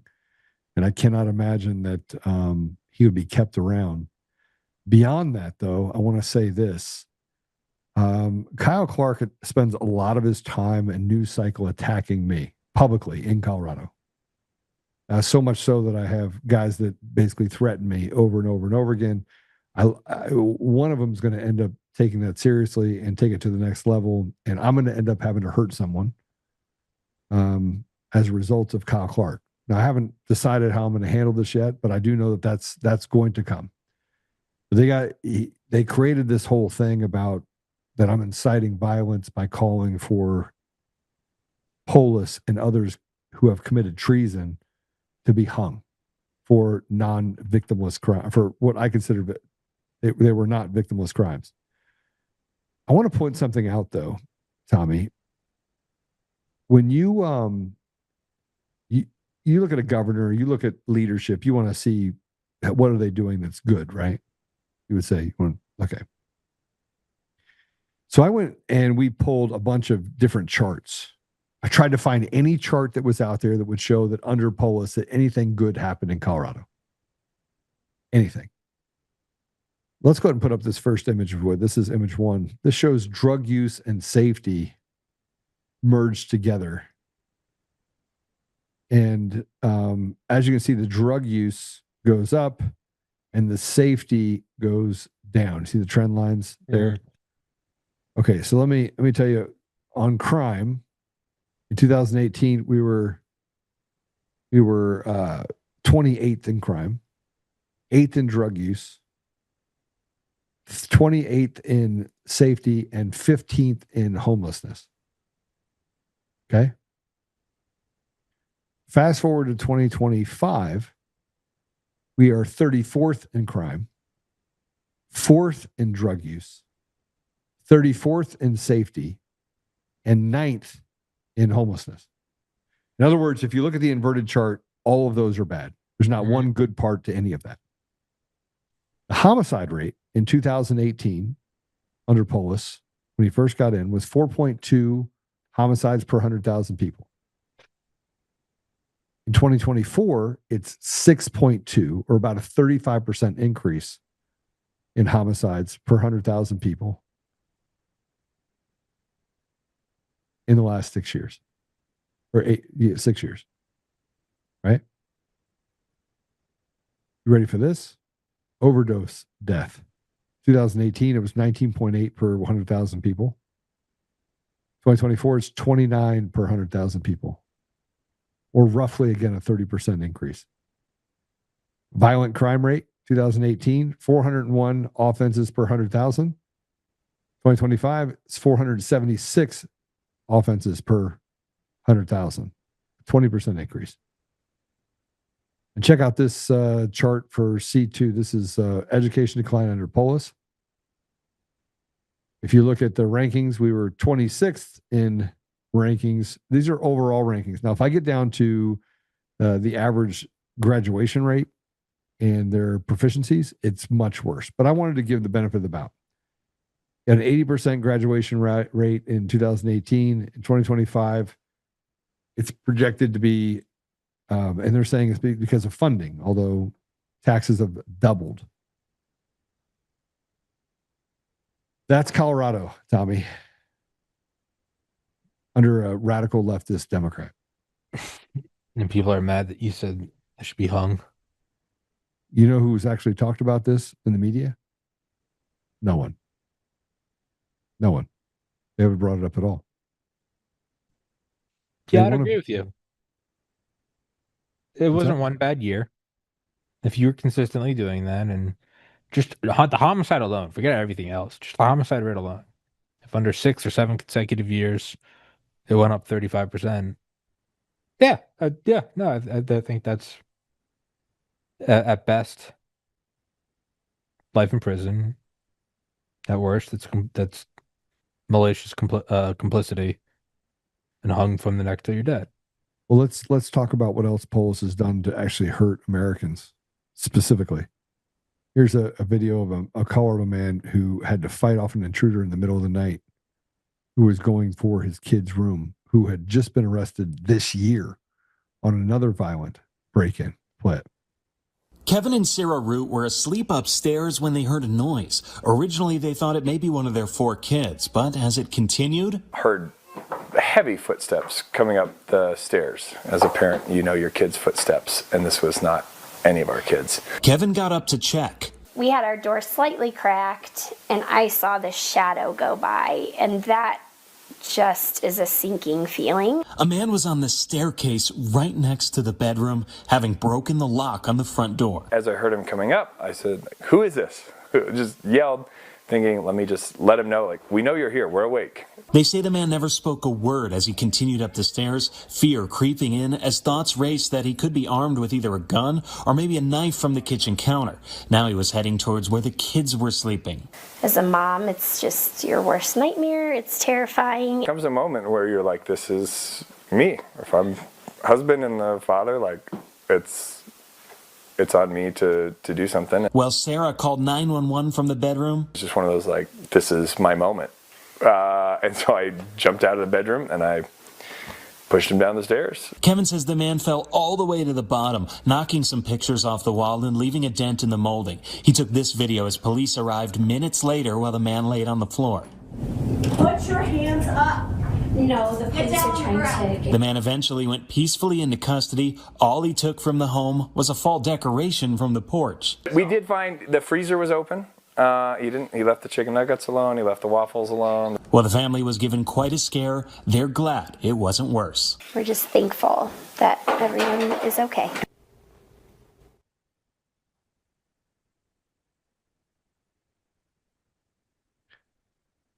Yeah. He was arrested twice. Twice in the last.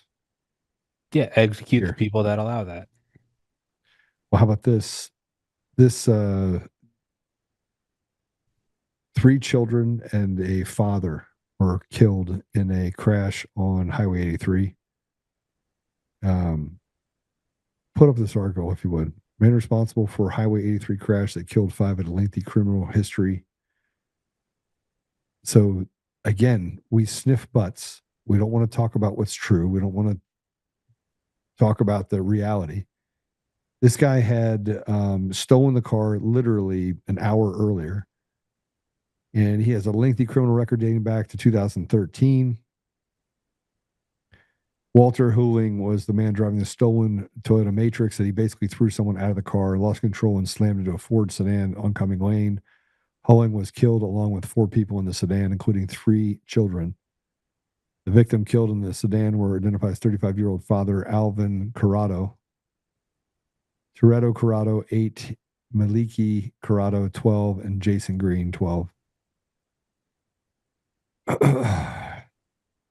Hailing an only deceased party in the crowd not identified with law enforcement said they did say that the Toyota Matrix was reported stolen from RTD's 9 Mile station in Aurora roughly an hour before the crash. The victim of the theft said a man pulled her from her car and drove away. She refused to give him a ride.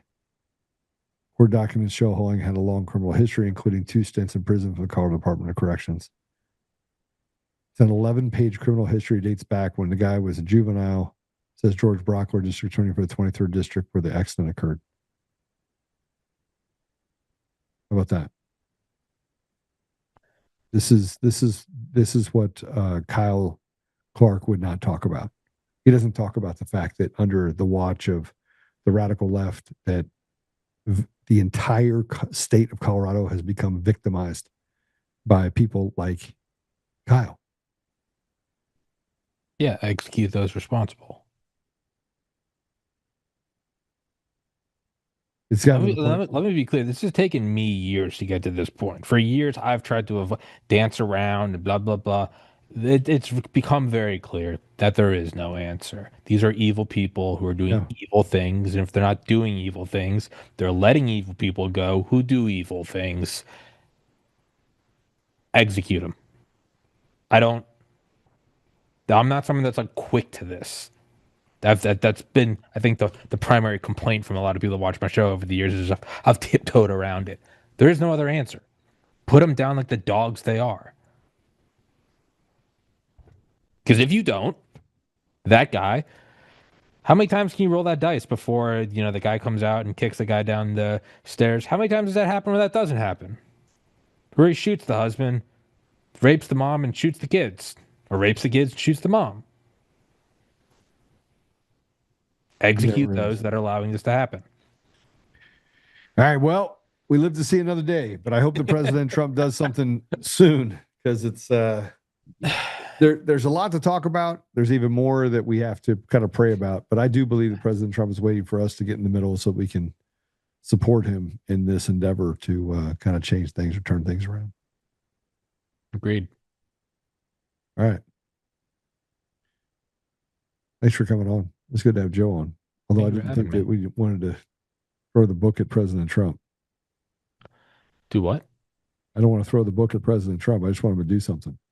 No, ultimately, I think I came down on that. No, I want him, but I think it's also you're allowed to express anger or impatience.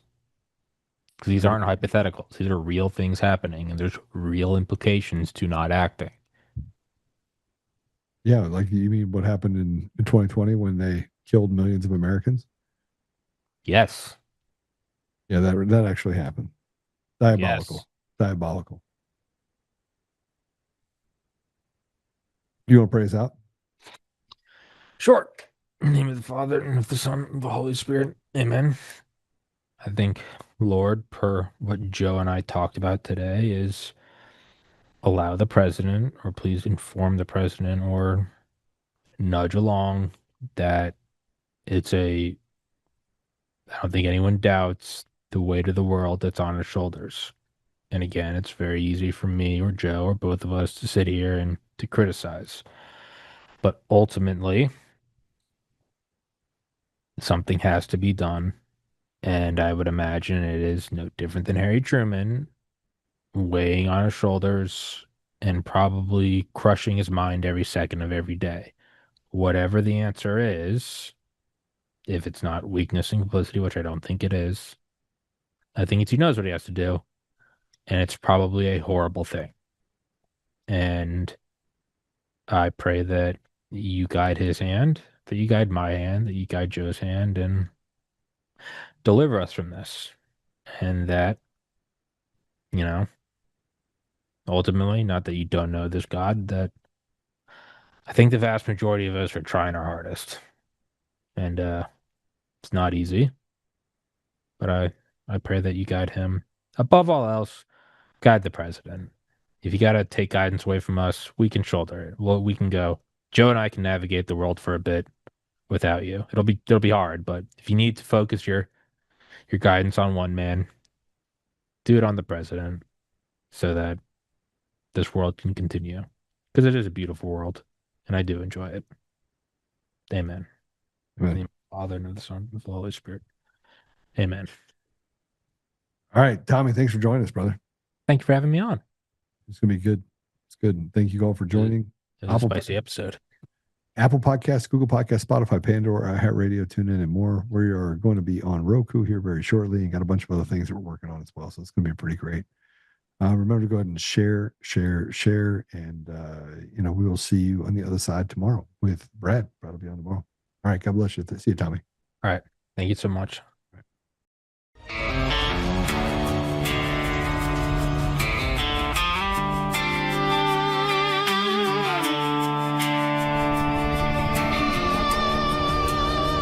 rise up untamed.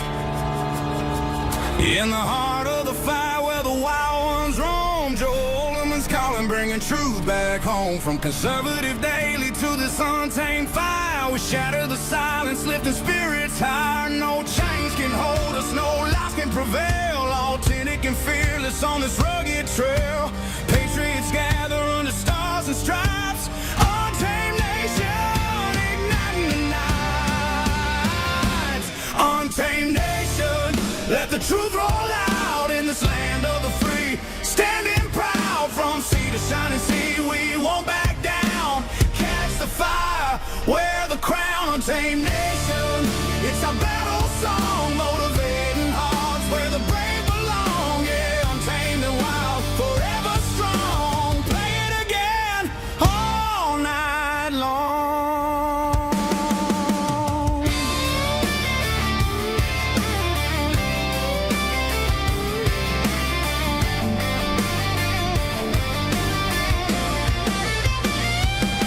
Break the mold, chase the real.